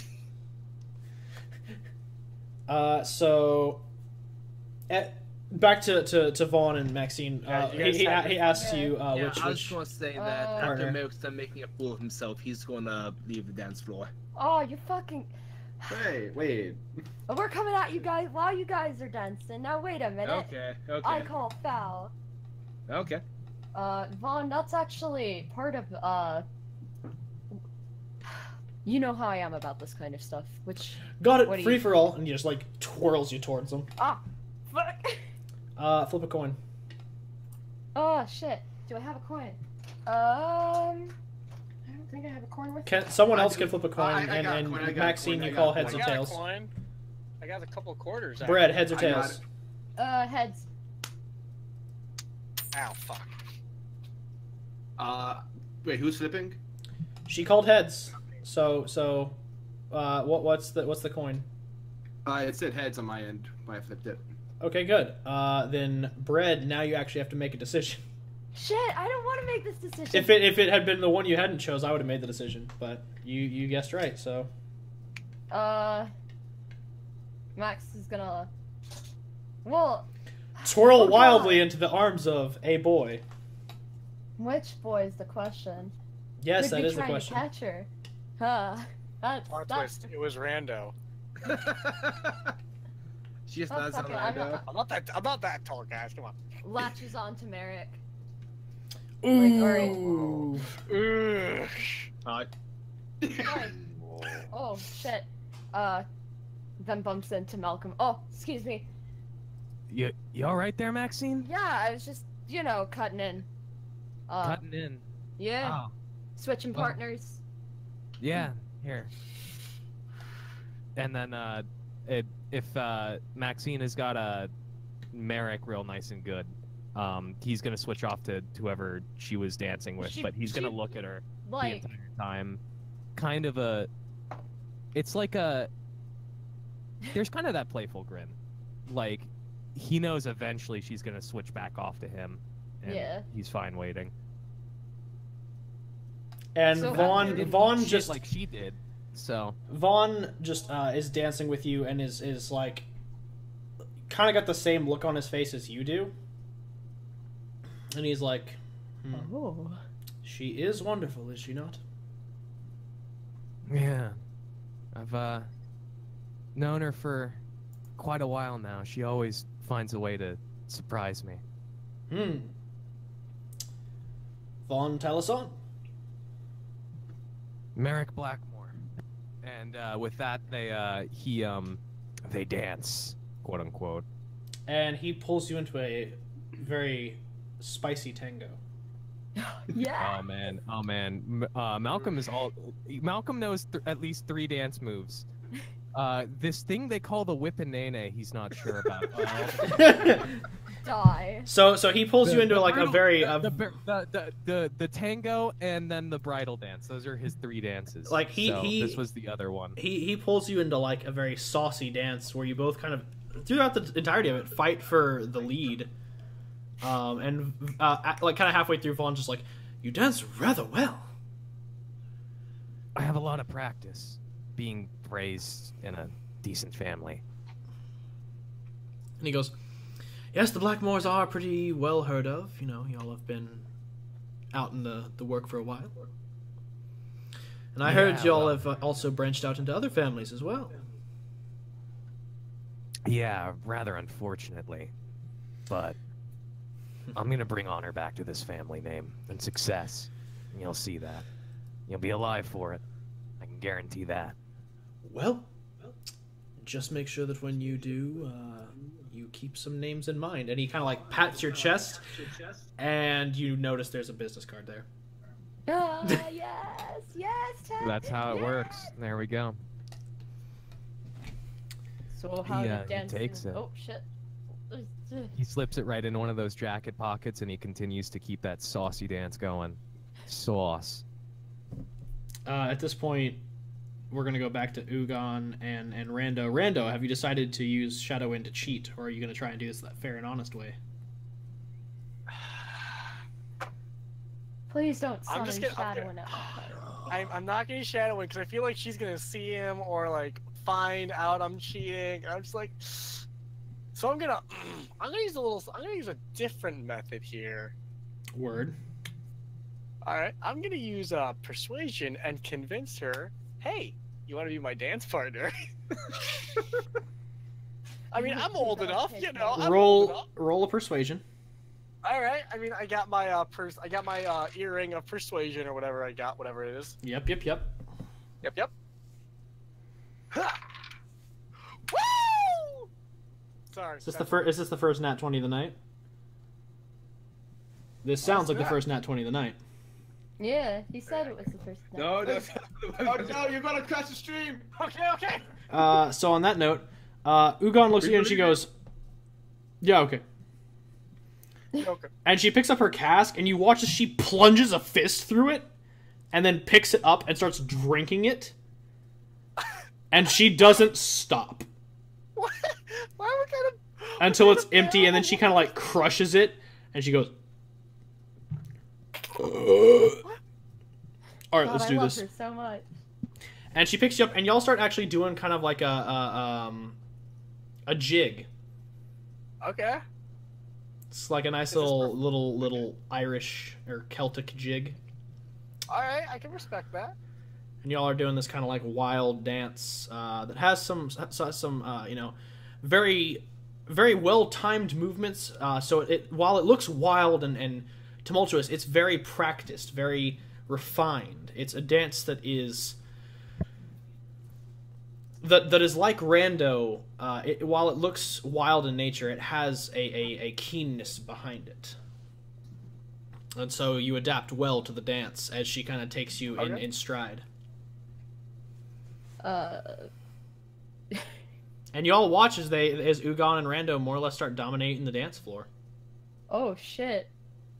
I'm Trapping sorry, Grin. guys. I'm sorry. Bet- bet- bet- Is that something Mer- that... Were you going off the? I didn't want to bother you. No, I no, just no, it's thought- fine. It's fine, it's fine. Oh, Just, okay. I've never been to a party with this many people before, so... You get yeah. used to it when you're the champion, of course. I mean, Rando's never been to one. You're not there. So, Just- do you want to dance or whatever? Yeah, sure. Yeah. Okay. You might have to take the lead, though. I think that was beginning. I usually do. That doesn't surprise me. So, It shouldn't. while I love this sweet moment, Oh. we've been focusing on everyone else. I want to give Trappet a little time to shine. Yeah, give Trappet Yeah. some What is time, Trappet yeah. doing during Oh. party times? I have no idea because I just was able to join back. My computer died. Oh, I'm sorry to hear that. I mean, we could be showing some of these noble people your wares. It's a party in full swing. Malcolm is dancing with a very nice high elf man. Rando's cutting a jig with a burly half orc lady. Maxine and Merrick are dancing. What are Avok and Trappet doing? Just gonna see if Avok's willing. Oh, he's willing. We could perhaps try and find a gullible and very rich-looking noble. I mean, Trappet, Guys, there's something you should know. I have no money. We're gonna fix that tonight. Well, we're about to fix that, my friend. You watch as the the party is mostly Platinum Watch members, with a few other members of other organizations or people that Maxine knows thrown in. And there's this one guy sitting off kind of to the far corner, who, let me grab my list of NPCs for the night. What? Oh, yeah, that you guys are doing this? Yeah. It's fine. Before we do this, sky yourselves. I was about to say, could we have it where Avok like maybe uses the Mind of Illusion or something to make himself look a little different? Can I mind illusion myself to look red and with a beard? I want to look like Jafar at the end of And a Aladdin. turban. Yeah. I just want to look like Jafar at the end of Aladdin. Yes. Okay. You look like Jafar at the end of Aladdin. Unlimited cosmic power. Itty bitty living space. Yes.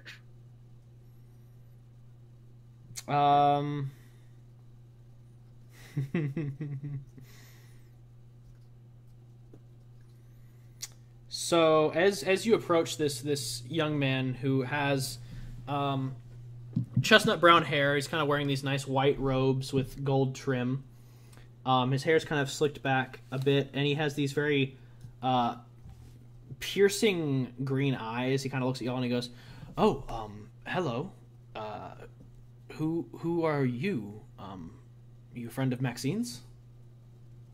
Ah, yes, a business acquaintance of sort. I'm a traveler. A merchant of wares. And he goes, "Ah, wonderful. I myself am a more or less a student of magic, rather. But I do trade and travel quite frequently. I might be interested in seeing what you've got. Do you have a caravan around here that we could perhaps take a look at? Or I'm sorry if I'm coming off as a little forward. It's just normally at these types of things, people are only here for social connections. I just feel the need to. Apologies. I don't mean to project." No, you're quite fine, quite fine. Quick question before, like, But back to your question. yeah, okay. Do I have Avok's badge on me by now? You have some replicas, and yes, you I do. mean, You have the original badge, but you have a couple replicas as well. Yeah, we will have passed it off to you by now. Okay. Yeah, I would have definitely given it to him. I'm gonna have his badge like hidden in my left coat sleeve. Mm-hmm. It's like, well, I don't exactly have a caravan per se. I more peddle in smaller things of interest. Little mystical razzle dazzle, perhaps. Well, as a student of magic, I definitely like to see a few different things. So surely, let's see what you've got. I pull out one of the quote magic stones. Okay. The fine stone that I had counterfeited to look like a magic stone, basically. Okay. He looks at it and he goes, "Oh, interesting. What can it do?" Well, you see, this little baby bound to this is the spirit of a great warrior from the Far East. I see. That is most interesting. Have you heard of the term the Jinn, or the Genie, as the layperson calls it? I have heard of Jin, yes. No.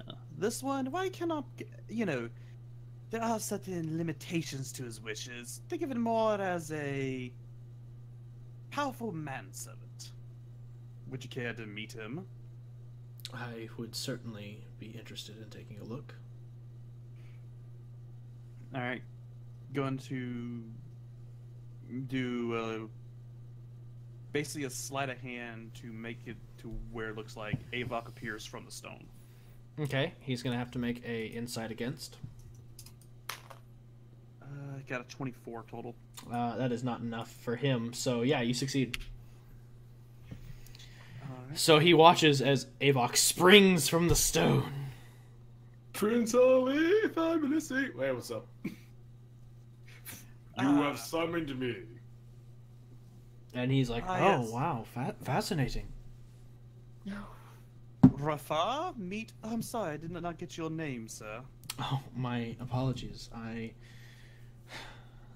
don't often introduce myself at these because you never know what kind of people you're going to meet, so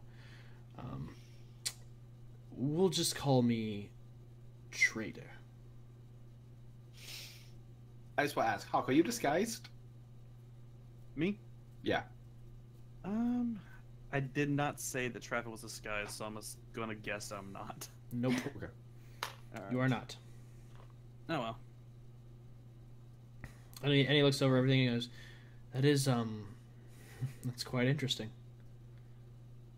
I would be willing to part with him, after all I am a trader of sorts. I see. Well, I would certainly be willing to take a look at cost. One thing first, though, I would like to, if I may, do you mind if I inspect the stone?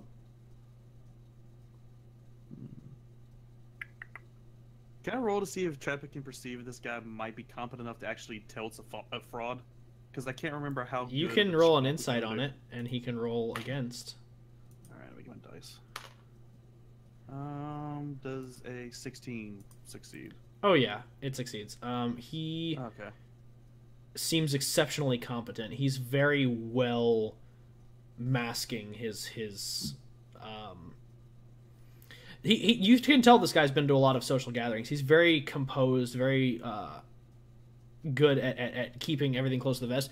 This is the only time you think he's kind of like let it slip that he doubts you. Gotcha. Before I give him the stone, would there be any way I could put minor illusion on it to make it seem like it has? Yeah, you can absolutely mysterious do properties? All right, I'll do that. Do I need to make a sleight of hand to check along with minor illusion? No, you just cast minor illusion. Okay. The moment it goes into his hand, I'd like to cast Frostbite on the stone so it's suddenly cold to the touch. Okay.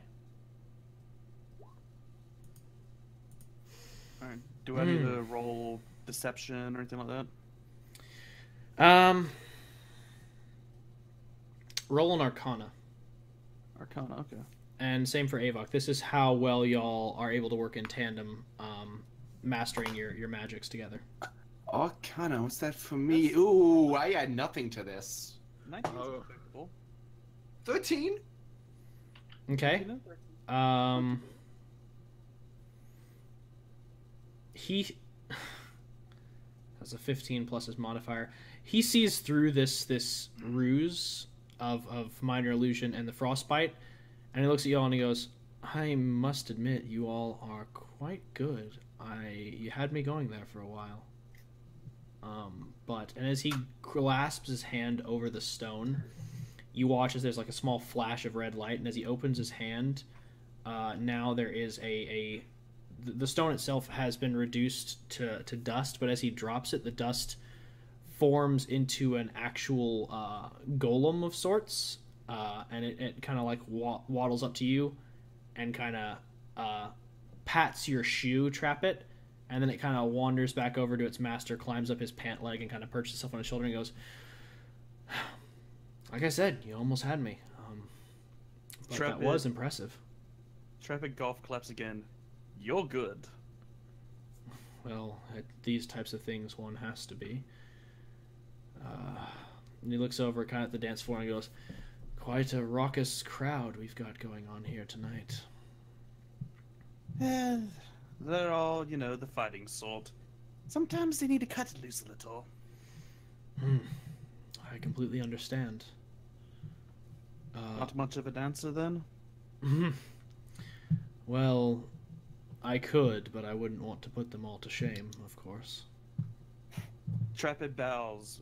Would you perhaps if you had a partner? Perhaps. And you watch as he kind of like clasps the golem in his hand again, and it changes to a stone bird. And he goes, one moment first.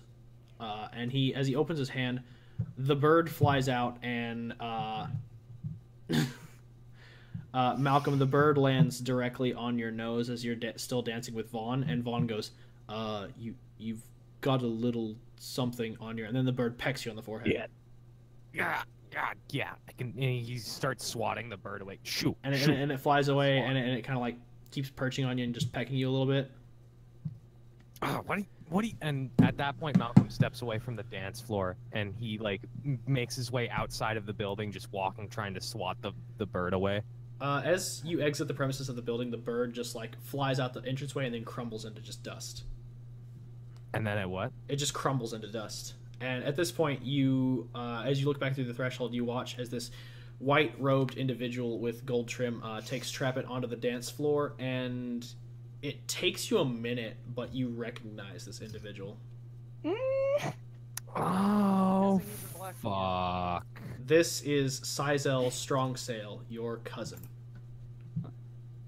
Holy shit! And at that moment, Malcolm like pushes his way through the dance floor, probably like tripping 3 people, like unnecessarily just to be a dick to get over to his cousin. And he goes, Sizel, my fucking god, get over here and give me a goddamn hug, you bastard. He goes, that, like Malcolm goes, well, like just fucking bear hug. He breaks off from your dance momentarily, Trapit, to hug Malcolm, and he goes, was the bird a bit too much? Yeah, a little bit. Drove me out of the party, but damn, at least I knew it was you. Well, when you've still got game. And as he leans back, you see that he has make a perception check real quick. Perception, all right.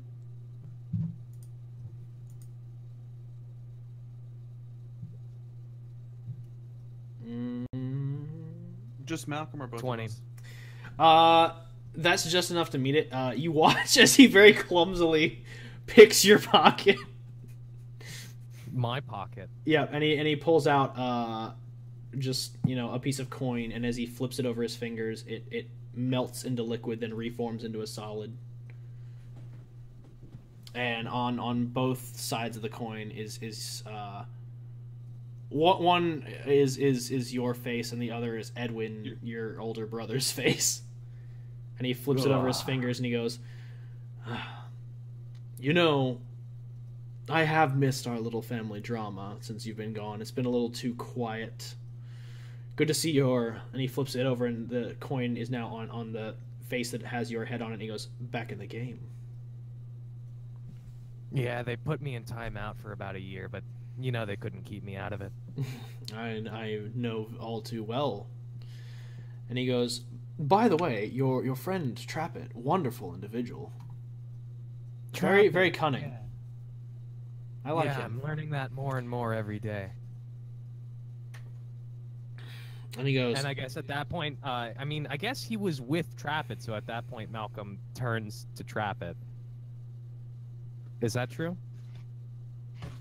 Is what true? That he was standing with Trappit when. yeah, he's standing with Trappit, yeah. Yeah. I don't know if Trappit comments on Malcolm's comment about him, but at that point, he if there's no reply, he just asks. Trevor just nods. I mean, you see And- Avok just there was big and red for some reason. Well, how's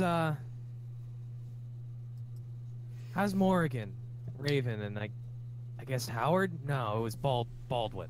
Yeah, the family, your family. How are the strong sales? Well, Mother is still as she is. Business has picked up a little bit at the shop. So you know, that's good. with wedding season and all that. Yeah. Well, I mean, the holidays and all. But And she goes, yes, well, spring is a good time for love, and even better when you're selling jewelry to suckers. of course. And he goes, Raven is her. Yeah. Sounds about right. And he goes, and as for father, well, the business has stayed where it's at. He hasn't come knocking on my father's doors asking for more of my family treasures, has he? No, he's without the handouts you regularly gave. He has been forced to actually practice business. Amazing. I know, Imagine rather that. remarkable. Funny how both of us got stuck with deadbeat fathers. And he goes, oh, no, I don't know if Uncle is a deadbeat. Definitely not the most cunning in business sense, but I wouldn't say that he was a deadbeat. I'll guarantee you one thing. Your uncle is certainly a deadbeat. He goes, well, my uncle is your father. Yeah. That's true. Deadbeat fathers. Common ground for the three of us. And he looks at you and he goes, oh, no wonder I liked you when we first met. Indeed. Well, on the subject of that, I believe there is a party still going on around us, and I think we should enjoy it. Of course. Have you had the drinks yet? Nothing. They don't carry my brand. Well, not in the courthouse they do. They prefer their liquid piss here, but let me show you some of the stuff they got.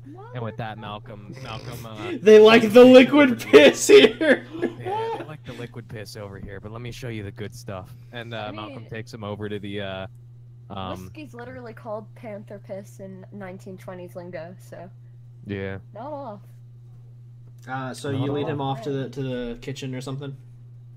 Yeah, I take him over to where the good booze is. And he's like, finally, something with decorum. Yeah, that's very rare around here, but... Well, they do worship court, after all. Damn, he's going hard. Malcolm's just gonna take his sip for a second and let the air cool off between the two of them. And, he looks back between the party and he scouts out. He tries to see what everybody else is doing. What is everyone else doing? I will message you what Avok is doing.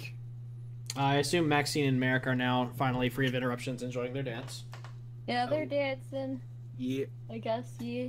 yeah. Merrick's, I got them youthful letting legs, Maxine so lead. I'm going. Yes, Yeah. Travis just kind of leaning back off to the side, just kind of watching. People watching? Yeah, you old people. Well, Said the 59-year-old elf.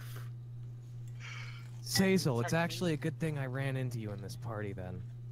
Malcolm says as he looks back after looking back at everybody else. Apologies, I was eating. One moment. That's all good. Oh, and why is that? I've got a favor to ask of you. Well, as you know, favors from a transmutation wizard do come at a price. No, this one will be simple. Okay. You're headed back home soon, right? Well, yes, the Strong Sail household is not far from the Blackmore estate, so... Is it not? Are they both in the Platinum City? Am I fucking retarded? I am, aren't I? His household is here. As for his specific... As for, like, the specific businesses, Raven sticks close to the estate. Morgan operates out of the city. His father sails around the coast, and Sizel usually accompanies his father. When he's not accompanying his father, he's going on his own ventures. Right. So if you're referring to his house, he does have an estate outside of the Strong Sail estate. It's over in... let me see. By the trade houses, I would assume. Sort of in that actually, it's area, over in like- his specific house is actually over in Gildren, very Oh. close to where Edwin's estate is. It's not like in the same area because he can't afford to be in that kind of neighborhood, but it's a modest living in the kingdom of Gildren. Well, there you go. What, did you get my message? Let me check my Discord real quick. While you're checking it, Malcolm looks back to his cousin. He says, "Well, I was out on a job with the Platinum Watch. There's an update. I'm working with the Okay. Platinum Watch now. I'll tell you about that in a second." But And he goes, "Well, I mean, we're at a party full of Platinum Watch people, I assumed." Malcolm ruffles through his things and he breaks out the paper that issued the bill of sale for his old business that he found when they were in the caves. And he says, "I'm going to be looking into this sometime later, but if I can recover any of the assets from this business, because I'm going to be busy working Platinum Watch, I was wondering if maybe you I was hoping under your supervision, your father's business, but if you say the man's actually turning a profit, and if you trusted in him." I trust enough in my father that he can competently achieve some work. It'll be some time before I can get back to you with any of this, but if it's something you can keep in mind for me at the very least. And he looks at you and he takes the paper from you and he's got a kind of a sly grin. He goes, "How many of your assets are you looking to buy back?" Are you saying you're the one that owns them? Not all of them, but some. Edwin has Really? proprietary ownership of your business. I own a few shares. Father owns a few others under my supervision. Wait. Who gave ownership to Edwin? Well, considering he is the beneficiary of your father's estate, and as you set up the business with funding from your father, it was his property, it technically belongs to I Edwin. knew he would go through those fucking lawyers to take everything that was mine. God damn it! And with that, Malcolm pounds his fists, like, really fucking hard on one of the tables, like, the chandelier above it shakes, and, like, I don't know, like, if the party stops, or, like, what the general population's response to that is. They definitely acknowledge it. It's, there's a lot of commotion going on, but that was definitely an outburst. It doesn't grind to a stop, but there's definitely a brief pause. Like a brief pause in the like people they look over. They're trying to like, whoa, what's that? Yeah, guy? and then the music kind of picks up again rather slowly, and everything kind of resumes. And Sizel, is just like, easy, easy, easy. It's a bitch to deal with, but at least not everything is gone. And he goes, like I said, Father owns some shares. I oversee them, and I, of course, own my own shares. Raven has a few. And, of course, our other uncle owns a few. Other uncle. Which one was that one? God damn it! Now you're making me look shit up. Fuck. The thing is, I don't think there's another uncle listed here. So that's. There is Howard Blackmore. Is there? Oh, Howard's the other uncle. Oh, okay. Yeah, Howard. Sizel's father is Baldwin Strongsail. Is Baldwin. And Howard is. Howard was the other. Yeah, Howard, the other uncle. He goes, Yeah, yes. Walker, I sent you a personal Yep, message. saw it. Okay. You can roll perception, yeah.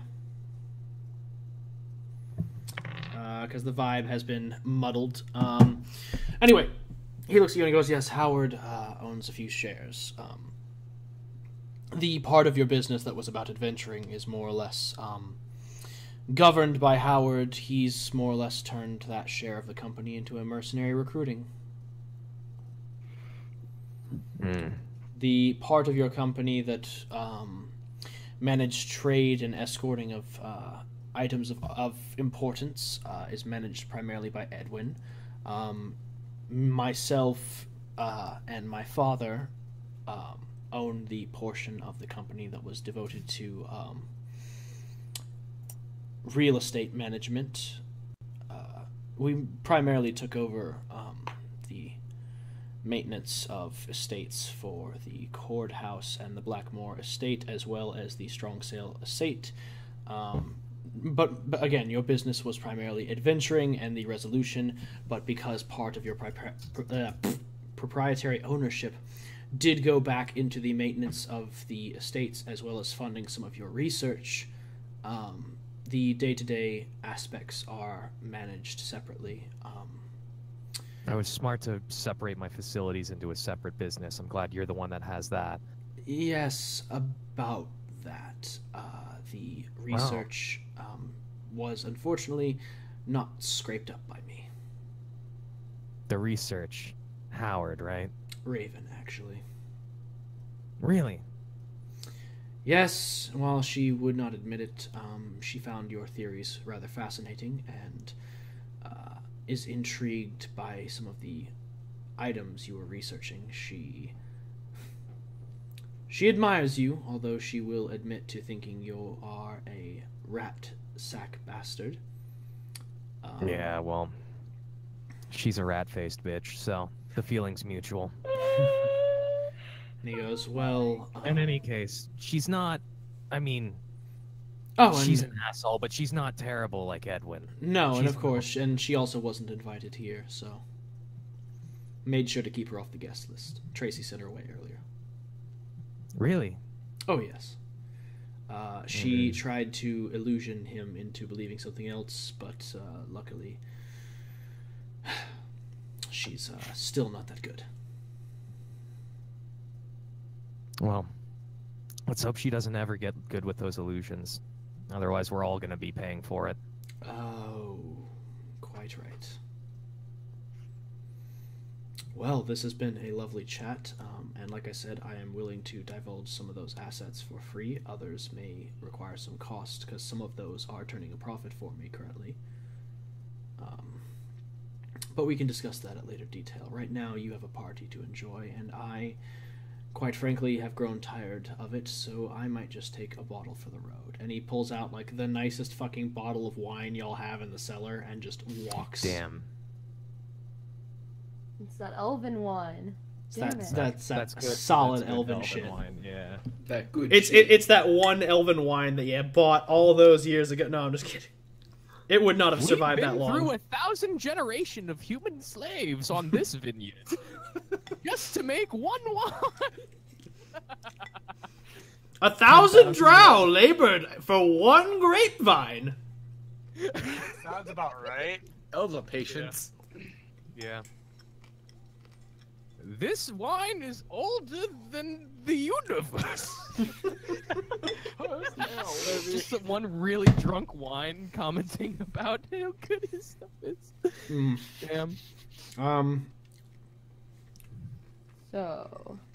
Merrick and Maxine get their moment, and then I'm gonna do some time skippy stuff. So you come here often? I live here often. Right. Stupid question. No, I don't know what to talk about either. Thank you again for the necklace and all of that. Anytime. Thanks again for just being awesome, I guess. Oh, that is anytime.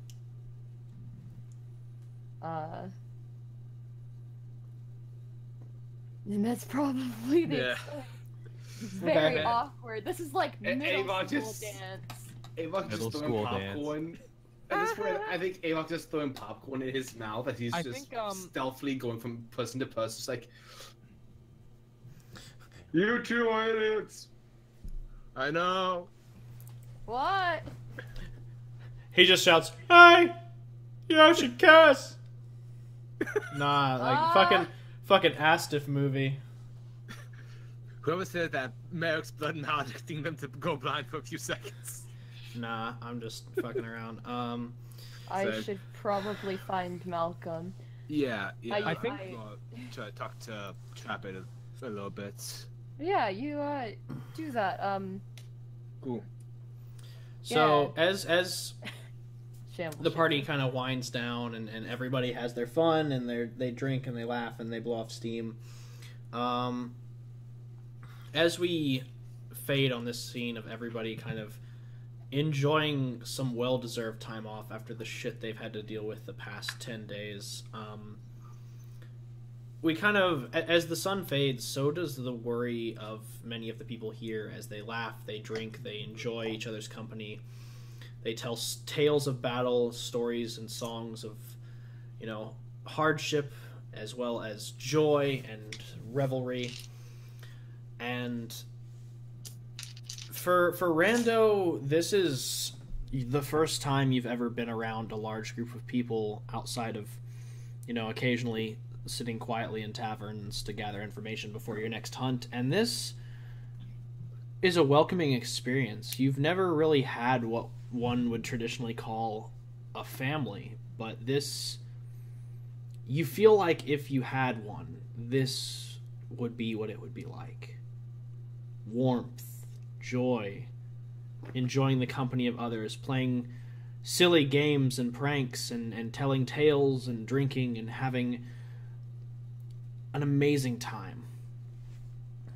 And for you, Avok, you'd forgotten what that felt like as well, because for 30 years you dwelled in the dark and in the damp and in misery by yourself. Not quite miserable, but just not happy either. Just a state of being, more or less. And now, here you are enjoying the company of people again, sharing your wisdom, your experiences, your stories, watching as people laugh, cry, roll around, and some even try to enact your stories as you're telling them. Malcolm, for the longest time in prison, it was always watching your back, but here, where you can gaze across the room and not worry about who's trying to shiv you today, you feel Oh man. at peace just with this nice glass of wine in your hand and the company of all these people that you don't really know, but who seem to, despite your story, respect you and even admire you in some cases. Well, damn. Merrick, you remember a lot of what the Blood Hunter parties were like, and this is very reminiscent of it. And as the party winds on, it feels great to finally not have to worry about the rage and the bloodlust, because here you don't feel that. All these weights are taken off you as the joy uplifts you, as Vaughn's songs bring joy and mirth to all of your hearts. And Maxine, you feel uplifted for the first time. Cord House in a long time is full of laughing people, celebrating, revelry, competition. Yeah. And it rings true. And Trappit, for the longest time, you spent kind of on the fringes of taverns or in the thick of it, making deals, trading, cheating, stealing, winning. But here, the competition isn't about the next meal, the next paycheck. It's for the fun of it, for joy, which is something that, quite frankly, with a lot of your games, you haven't had the chance to feel in a while. And it feels good to be a part of something. And over the course of the next few days, I'll let y'all choose any side missions y'all want to do or any investigations you want to conduct. So y'all have in-game 3 days time to conduct these activities. And then you'll be reconvening at Platinum Watch HQ for a quick little update and a couple different things I have planned. And then, the time skip will go on and then that's where, basically once we have the Platinum Watch HQ thing, that's after that we'll end the session tonight. So, what do y'all want to do over the next 3 days? Which, because John asked about it, you guys do on the next morning after the party and the hangovers. A courier brings by a stipend from the mission, and each of you receive 1,200 gold. Fuck yeah. I have I money. need more potions! Woo! I was meaning to ask that bastard when I got paid. Good job. It's 1,200. And the courier, actually, surprisingly, is Percy the Bugbear. And he's just like, and as he answers, he doesn't have the shoddy robes you saw him in. He now has these nice pressed blue robes with a Platinum Watch symbol, and he's got these nice glasses affixed, not these little crumpled pieces he was wearing before. His mane is actually now well managed. Looks like he actually took a bath. He's like, everything turned out great. Janice liked what I had to sell, and your payments. And he kind of has this bag of holding that he opens up and kind of doles out these little bags of platinum. And he's like, Looking good Oh first. shit. y'all are doing great, and keep up the good work. I just realized since Janice never got the item we recovered, I'm probably not getting paid for that. Question. And he kind of holds your payment. He's like, can you use this money? I don't. I mean, You might as well just put in the bag of holding for now. He drops it in the party fund bag that Trappet has, and he goes, He looks at the Avok and he goes, you do you. I'll have to restock eventually when I get my body back. Yeah, just start a savings account with interest. We're gonna have a feast when I get resurrected. And he goes, wait, hold on. Before you died, did you ever invest? Did I? And he's just, God damn it. Making me roll shit that you could have put in your backstory. I'll roll. I mean, if Rita was... Yep. Rita made you open a savings account at some point. There wasn't a lot in it, but it has had a significant yield. You left 3 gold and 5 silver in it. It's that scene from Futurama. Avok would like to check on his savings in the 3 days, as well as pick up his Kurosari Gamma and put that in the bag of holding, because he can't use that. As you, I'll give you a good one.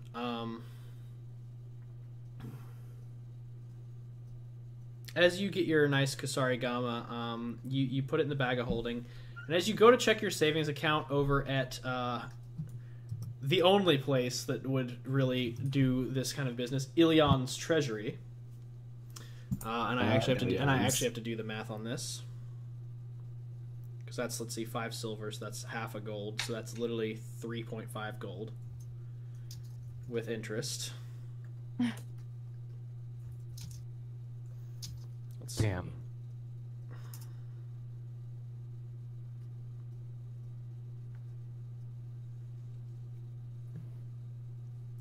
Let's see. So it's 30 years with an interest rate of... Okay.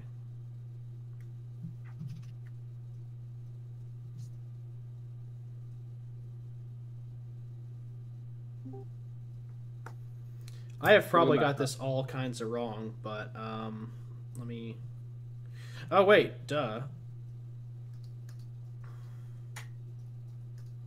It's okay, I believe in you. So let's see. So 3.5 gold at an interest rate of 35 or of 0.3 or 3.5%. over the course of 30 years. Fuck, I'm really bad at math when it comes to interest rates. We'll say that with 30 years, it's accrued into about 140 gold. How much? 140 gold. Okay, I'll add that to my stuff. That's like the $140 you get for putting $5 in a bank account that's been gone for like 80 years. Yeah. Like the inflation has not updated. That money's worth almost nothing. It's yes, in today's market it's still worth about 3 gold. No, I'm just it's definitely grown, but it hasn't grown at like an exceptional rate. But as you go and pick it up, I'm assuming someone has to go with you because you gotta have someone with a badge. Oh yeah. Melk's going with them. So as you go, and we'll say you swing by the Ghost Slayer Order and pick up your armor, and as you go down to the Aether Forge and pick up your armor, at the end of kind of like 2 days, God, I can't remember his fucking name. Quan hands it to you, and it's just like, here you go. I did the fixin' ups on it. That'll be, let's see, for the enchant work and for the refitting of the metal and leather straps. I'm looking at about, at a discounted rate, I'll give you about 450 gold. 450 gold? Yep, and he extends his hand. I give him 500. Thank you. Thanks for the tip. And he puts it in his little purse that he has on his black leather apron. He's like, all right, now scram, I got work to do. Sure thing. So yeah, now you have +1 armor of necrotic resistance. Necrotic resistance. Yeah, +1 armor. So now my AC is 17. Yep. Nice. And then you guys go to Ilion's treasury, and as you walk in, there's this very well-to-do looking half-orc behind the counter with kind of, he has filed down tusks, and he goes, "Ah, yes, welcome to Ilion's treasury. How may we assist you today?" Yeah, I like to check on my savings. Name, please. Ava Cork. And account number. And he's like flipping through this little card behind the thing. We'll just say you give him the number. Yeah. He's like, "Ah, yes, I found it. It seems that your initial investment of 3.5 in interest savings account has grown to 140 gold pieces. In your absence, we have invested it in separate market stocks, and it has grown exponentially based on the investment at which we applied it." Holy crap, thanks. Yes, well, you have been gone for 30 years. Would you like that in gold pieces or a cashier's check? I'll take gold. Okay, we can get that to you in about a day. Sweet. And that is your transaction. Sorry? I I don't think there's anything else Avok wants to do. Okay, since we already did Merrick's armor, Merrick, what else did you want to do? Merrick is just going to, after getting his armor, yeah, he's going to head over to the Order of the Lycans. Okay. And he's just going to see if Duncan happens to be in and help and ask him to refresh him on some training. He wants to get some more meditation in and just, like, he wants to get some extra training in because he wants to get more control over the Lycan and wants to be able to take some more hits. Okay. As you go to where Duncan's office is, you notice that the door is ajar, and that the office itself is empty. There seems to be a series of letters stacked on its desk, addressed to different members of the Order, and you find one addressed to you. I pick it up and read it. It just says, "Out on mission, be back soon." continue training in meditation that I have taught. Once mastery of basics is completed, we will move on to more advanced steps. I have faith in you. I have a feeling he'd say that. In that case... And he goes, and then there's a PS, and he goes, in the meantime, train your... He goes, outside of meditation, hone your control of bloodlust with Bragi. He's been looking for a fight recently. Copy that. So, Merrick's gonna try to track down Bragi to spar with. You look around, and it takes you a while, but you find this large Asimar man in the middle of a combat instruction to some younger recruits. And one of them kind of wolfs out during training as they're doing practice exercises and tries to rush Bragi. And as they do, he only shifts his arm into the bear paw, stops them dead in their tracks, picks them up, and puts them in a, like, half Nelson, pretty much. And as they're kind of lashing and thrashing about, you watch as he whispers something in their ear, and they kind of relax and de-wolf, and they kind of collapse in his arms, as it looks like they're asleep, and he goes, "All right, instruction's over. Move along, kids, and get Miller some water, for fuck's sake." He looks over and he goes, I want to fight this guy. and he goes, "Hey, Merrick Gilder, big boy on campus, back again." And he, as you walk up, Bragi's Gololand. he kind of like, you guys don't like bro class, but he like shoulder bumps your shoulder. Are we with him at this time? I don't know. Are you? Are we? Can be. Merrick, would you have let us come with you? Yeah, I will let you come with me if you want to come with. I mean, Oh, Avok's this already looks trailing really along. fun. Yeah. This looks really more fucking cool. cool, I want to fight. I want to fight him. Well, I warn you, Bragi's tougher than me. And he looks down at Maxine and he goes, "Huh. I don't normally fight paladins, but I mean, I can make an exception." Another time. I'm taking 3 days off from really doing anything Cool. too fantastic. And he goes, "So, what do you need, Merrick?" Bloodlust training. So Ah, I went wild in one of my last missions. I sort of pull him aside and just sort of point to Maxine like, someone cast a spell on me, and as a wolf, I want to tear her heart out. Hell, I I don't could have taken it. You shouldn't worry about that. and, it was well, really is fun. he whispering this to Bragi? Yeah, Merrick was Okay. whispering that. Okay, Oh so- shit, never mind. So he's just like, "Huh," and he looks over at her and he goes, he looks back at you and he goes, "You know, I hear romance does some weird things to a man, but Seriously, you've man? got some issues."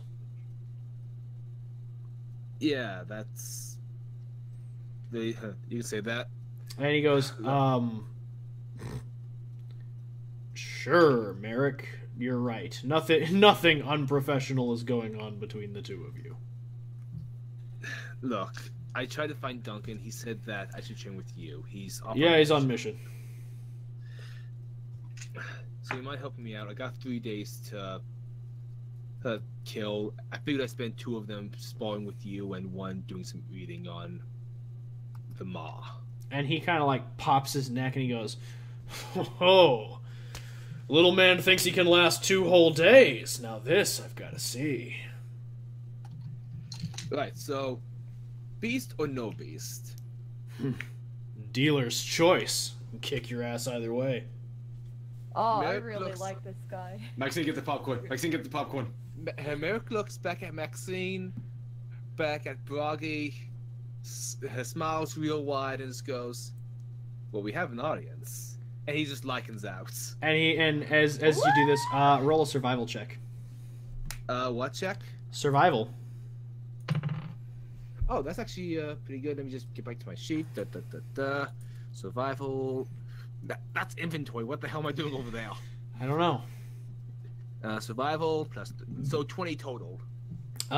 You are whooping Bragi something good.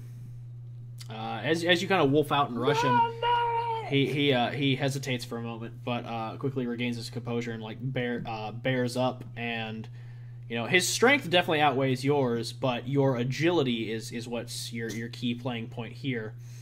And you do good rushing kind of around him, and he's kind of actually struggling to keep up a little bit. But as y'all kind of adjust, he kind of adjusts to your tempo and starts picking up his pace as well. And the fight definitely lasts on and off. Y'all spar across the next 2 days, and you're able to hold your own pretty well. Nice. And now I need you to make a wisdom saving throw. Okay, saving throw. 18. You're able to hold your composure. The fighting definitely at first feels a little rough because with the initial need to impress your audience, you kind of get lost in it a little bit. But as the fight goes on and you guys, take breaks and resume, you find there's more of a zen focus as you're wolfing out. It's no longer this primal urge to rip and rend asunder. You kind of, as you kind of do your off-on meditation and do stuff over the next 2 days, you are able to regain some method of control that you felt like you didn't have on your previous mission. Yay! So this isn't really like any stat improvement, but it is therapeutic for you. Oh yeah. And on the last day, Merrick's just going to go to the Profane Soul just to study up on the Maw. It's just all that there really is are just legends and stories. But you kind of, like I said, like I've covered before, y'all get the kind of gist of the mythos. Merrick doesn't expect to find anything new, but it's something that he just has to do for himself. Yeah, you find a lot of stuff more on the Maw's offspring than you do on the Maw itself. So there's a lot of lore on Cthulhu and the other elder gods, as well as a couple other entities that the Maw was supposedly attributed to spawning. And you kind of read up on those, but there's nothing concrete about the Maw itself. All right. Thanks, man. So that's Merrick and Avok. Who wants to go next with their 3-day skip? I'll do it, because mine's fairly easy. Yep. Maxine's just gonna take it slow, work out a little bit, do some jogging, maybe peruse the bazaar for some better armor, but not really particularly looking for anything special. Okay. As you kind of peruse the bazaar, there's definitely some people that call out to you and try and catch your attention with some armor. But most of this is just show armor. It's not really the type of stuff that you normally look for. It's a little flashy indeed, but it doesn't seem to be hardy, sturdy enough for you. Yeah. As you walk around, you kind of make a perception check real quick. Oh shit. I'm not the character who realizes things. Let me see here. Let me get my sheet. Perception. I have a +3 in that. 16. 13 plus 3. You notice in passing a glimpse of what looks like another Arcanist, and they're gathering up some supplies, but it just seems that they're in a hurry. It's a young tiefling man, and he kind of gathers up his supplies, and as he's doing that, he kind of gets harassed by some guys, and they kind of shove him around, and he drops his supplies and shit, and he kind of quickly tries to gather them back up, and it's like, I'm not looking for trouble and stuff like that, and they're just kind of still harassing him a bit. Can I get them to leave him alone? Sure. Can I Make an walk intimidation over there as my big ol' imposing self? Intimidation +7. Let's do this. That is a 19. As you walk up, what do you say? And the hell do you think you're doing? And these seem to just be kind of some regular street kind of. These just seem to be some common folk, and they're like, "And who the hell do you think you?" Yeah. You want to go ask that? Piss off. And they kind of, you just kind of shove each other. Let's just go, man. Let's go. And they kind of Fuck out of here. Just fuck. And are you okay? The tiefling kind of adjusts his glasses. He's like, yes, fine. Hi, my name is Eldwin. Eldwin. Yes. Maxine. And you're Maxine. Yes, I've heard all about you. I'm sure. Yes. Just sorry, gathering some samples. I'm really lucky they didn't go off. Hey, if anyone tries bothering you about your stuff, tell them that Maxine will find them. Oh, I don't need to worry too much about that. The person I'm apprenticed to would dispatch with them rather quickly, I believe. Oh, you've got an apprenticeship then? Yes, I'm working for Mr. Arcadia. Oh, hold on, let me check something. Is that so? Yes, I'm. He finds my infernal resistance rather useful for testing new black powder combinations. Yeah, I'm sure he would. Tell you what. Why don't I walk you home just to make sure there's no more harassment business going on? Of course. That would be most helpful. Yeah, are you heading back to your apprenticeship? I'm heading back to yes, I'm heading back to the workshop. But he Yeah, I'll walk you there. Oh, of course. And she starts heading exactly in the direction. She already knows. She already knows. So you follow or you lead Ildren back to the Platinum Watch HQ and up the stairs to the 3rd floor, where many arcanists practice their Arcadian? craft. He goes, well, I wouldn't know. I haven't seen him in about 3 days. Oh. I've been working quite heavily on my project, so I haven't had time to check in on him. But I've been busy at it, making sure that everything's. Yeah, what project are you working on? I'm now. Working something rather cunning. The Eloran continent has a member of family known as the Cask Blights, and they are a goblin family that works apothecary magics into the black powder combinations they concoct in order to create different variations of magical shot. And I'm currently working on recreating the powder's formula. It's and he kind of touches a singed spot in his hair, and he goes, "It's been rough work." Yeah, I might want to invest in something like that. I'm not one for money, but it definitely will be something once we actually get it properly set up. The funding from the organization is helping with most of the material component costs. The only problem is just the crafting of such a volatile chemical is expensive. I can't imagine I don't get any of that shit. To be frank with you. And he kind of leads you over to his area, and he stops, and he's got his own little workshop with his name on the door. And he's like, "Well, come on in.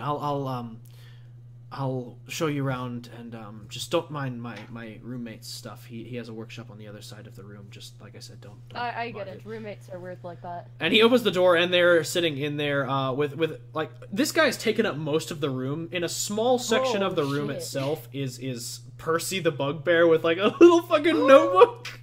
He's like, "Oh, hello, Eldred. Oh, Maxine, wonderful to see you again." He's like, "Oh, you know Miss Eileen? Yes, she is Yes, I was, well, this is a bit odd. Yes, he helps me from time to time in my work, and he goes, "Well, I lift things. I wouldn't say I help. I'm still working on my architecture. Eldrin is a master of ancient scripts and formulas." He goes, "Well, I don't say that in front of her." And he goes off, and he starts, like, setting his material components down on his workbench and sifting through a few papers and books, and he's like, "Please make yourself at home. Percy, you brewed some tea earlier?" He's like, "Oh, yes, oolong tea. Yes, I'll get some set up." Would Mr. Arcadian be stopping by here? Mr. Arcadian doesn't stop by. I normally bring him his samples. But like I said, I've been invested in my work. I haven't checked on him in a while. And the few times I have come by, he hasn't been here. So you can certainly check on Mr. Arcadian and see if he's still at his workshop. He might have come back. I would. Oh, he reaches over and he grabs like a little mason jar that you see is like got a large quantity of black powder in it. But it seems to have like some little blue flecks in it as well. He goes, this is the latest batch on the ice shot. I would bring this to him and see if it is up to his qualifications. Alright, and she's gonna hold it as far away from herself as she can. And she's gonna head over to Mr. Arcadian's area. Okay, you arrive at this door that is off on its own. It doesn't have two nameplates on it like most of the doors. It has a single nameplate. Inscribed on it is a name you're very familiar with, but not many else are, so I will go ahead and read that out now.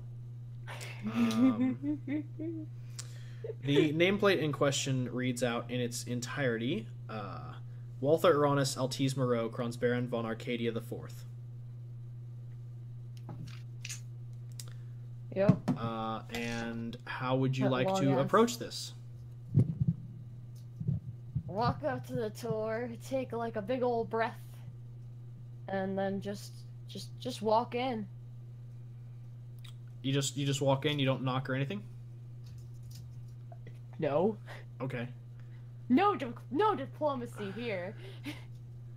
The door is, you find it unlocked, and as you kind of throw it open, make a dexterity saving throw. Oh fuck. Okay. Let me go ahead and grab my dice. Hey Walker, just I'm probably gonna have to head out. Somebody had to go to bed. Yeah, I've got to soon. Well, I'm trying to make this quick. I'm just saying that I'm heading out now. It was great playing with you guys. Yep, definitely. Yeah, it was great playing with you too. And apologies on the stream. We are trying to wrap up here, so we'll be getting this done soon. Night, Alright, have a good night. night guys. Night. Bye. 21. 19 plus 2. Okay, so that'll be half damage. Oh, fuck! So you take, let's see, 17. He You take about fucking nine the door, didn't he? 9 points of damage as you open the door, a bolt of lightning shoots out from across the room and strikes you in the chest. And you kind of seize a bit, but it's nothing you haven't dealt with before. You do kind of like buckle to the ground because it was still a strong bolt. You were able to get out of most of the way of it, but it did still sting you. And you look across the room as there is a half-elf man with kind of wild-looking black hair and a small like goatee, looking frenzied and panicked in his very kind of like soiled with soot and grease,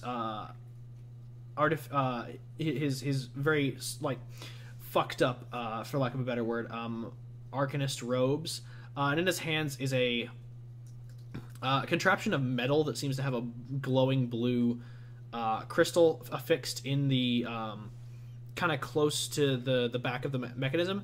It's similar to some heavy crossbows you've seen before, but it seems to kind of curve and have a couple different textures to it. For lack of a better word, it looks like a small hand cannon. Cool. And he's just standing there, panicked looking, and he's beginning to reload this weapon. I wouldn't do that again if I were you. And he's just still looking panicked. He goes, "Stay back! I can get this ready this time." The fuck are you doing? And he's just working on reloading it. He doesn't seem to recognize or acknowledge your presence. And he just keeps working on getting this contraption back up and running. He's stumbling and he drops the crystal that he's trying to reload it with, and he like fumbles with it. And he drops the rifle as he's trying to pick up the crystal off the floor, and he looks panicked and tired and completely out of his goddamn mind. She's gonna turn around and leave. Okay.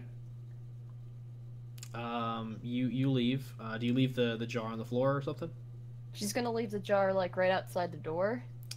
As you leave, he kind of, you still hear him clanging about and scurrying around, but as you look back, he reaches out and grabs the thing and pulls it in quick and shuts the door and behind him.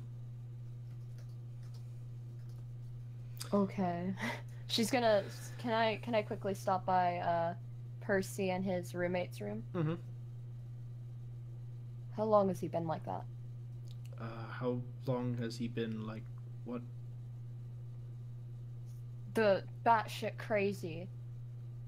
Oh, I mean, he has his days. Today, since you're saying batshit crazy, seems to be a particularly bad day. But he has his moments of lucidity. He's just been very hard at work trying to improve and build tools that our agents can use in the field, and he's been feverishly working to try and improve the or rather decrease the mortality rate on missions. Yeah, he was always big on that. No dying allowed. He's been very stressed. Yeah, I don't know when I'm going to be able to talk to him, but, tell him Maxine was here and he shot her with a fucking lightning thing, and, He goes, "Oh, the rifle's working. yeah. Didn't think the Ow. lightning cannon was going to work this soon. Apologies. Would you like Nice. a salve for that?" Sure. And he kind of patches you up while you're here, and they get you some tea. It's kind of a nice little calm, pleasant atmosphere. This room is drastically different from Walther's. It's orderly. It's got some chaos to it, but it has, you know, finesse. It's looks organized, not like Walther's brief glimpse you got into his workshop. It was chaotic, scattered papers and parts lying everywhere. It just looked in complete disarray.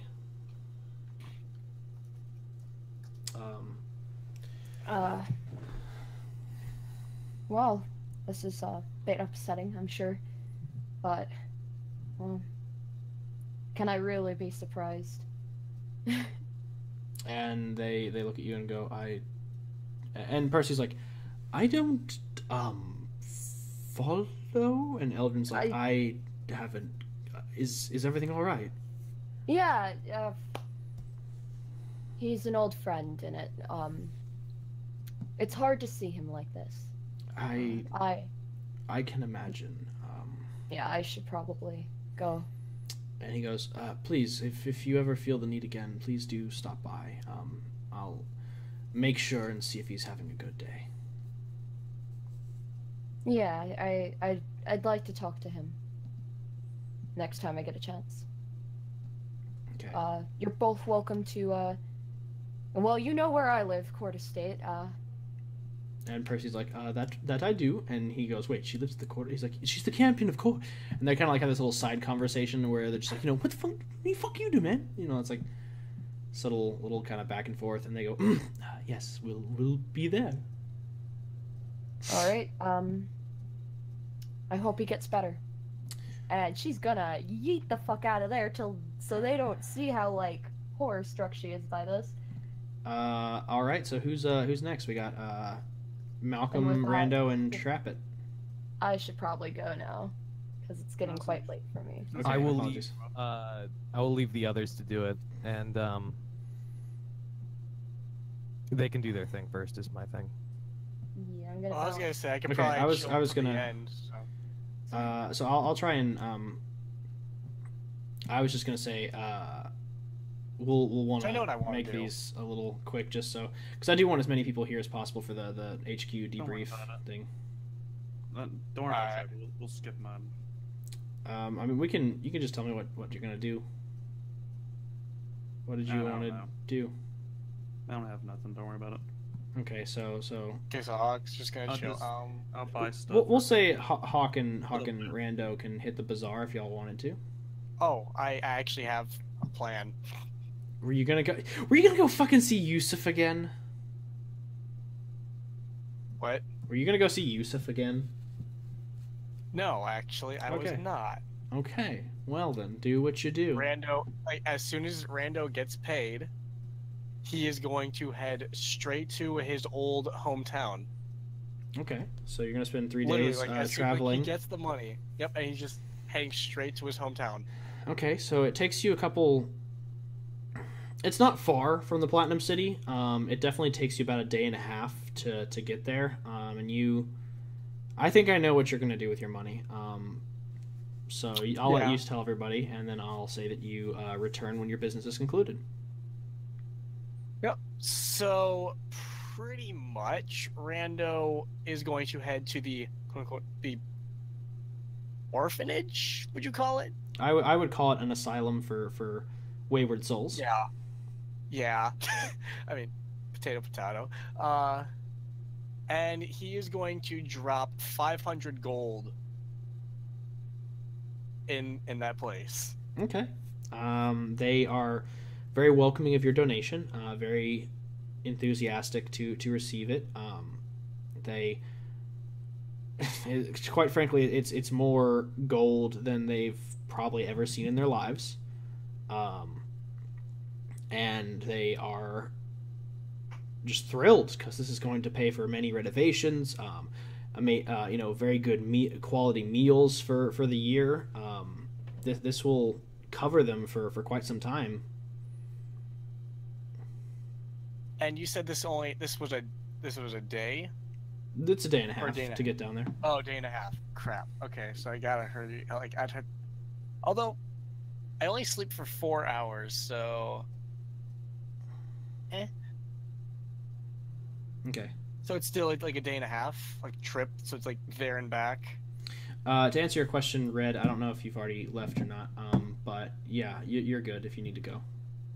Yeah, he already left. Okay, damn it. Yeah. Fuck, Damn. Everybody's gone now. Shit. Okay, yeah, this has been running for too long. I'll make this quick. Yeah. Malcolm, Trap It, what y'all want to do? You just want to do ours at the start of next game? Yeah, I could do it as like a recap. Cause next game y'all will be starting your next mission. So we can just cover it as a primary thing on the thing. So basically, y'all are called back. Did you have anything? I mean, I don't want to speak for John. Did you have anything you wanted to do, John? I do, but I like the idea of doing it next session more. So Okay. So as y'all are called back, you return to the Platinum City, the Platinum Watch HQ. You're called back there by Janus. He has had what he refers to as a quote unquote breakthrough. So he updates y'all's earrings to have a wider range, and in addition, he crafts a device for Avok. It's less of an object of which enchantment he can absorb, and more of a object that actually attaches to him physically, despite his etherealness, and allows him to keep communication with the group. It's kind of like a little bracelet. Right. So it's like basically the ghost equivalent of a super spy watch. Outside of that, he lets you all know that currently there is a mission in the works for your team. It will be something of your skill and caliber, and that you should expect a call within 4 days, as Gareth is currently working out the details with Altus. As y'all Alright. kind of go to leave, Percy stops you and kind of goes up to Maxine, and he goes, he'll be having a good day soon. He expects, Eldrin expects him to make a turnaround in about 3 days or so. And that's just where I'm going to leave that, as y'all return to kind of your Alright. own areas, and kind of just wait out the call to adventure. This is where we will be ending tonight's session. This ran on for a little longer than I wanted it to, but it was Sounds totally good. fucking worth it. Got to cover everything I wanted to cover. Thank you all for joining us. It has been a pleasure. Again, sorry that this ran so long. Hopefully next one won't run as long, because thankfully, once I start my new schedule next week, I'll have Tuesdays off, so we can start these a little earlier, and I'll have much more time to actually plan them. So That that'll be good. So, like I said, this has been an amazing adventure. I've enjoyed having everyone here, and I hope you all have a great evening. Thank you all for tuning into this stream. Bye-bye. Bye, everybody. Bye, everybody.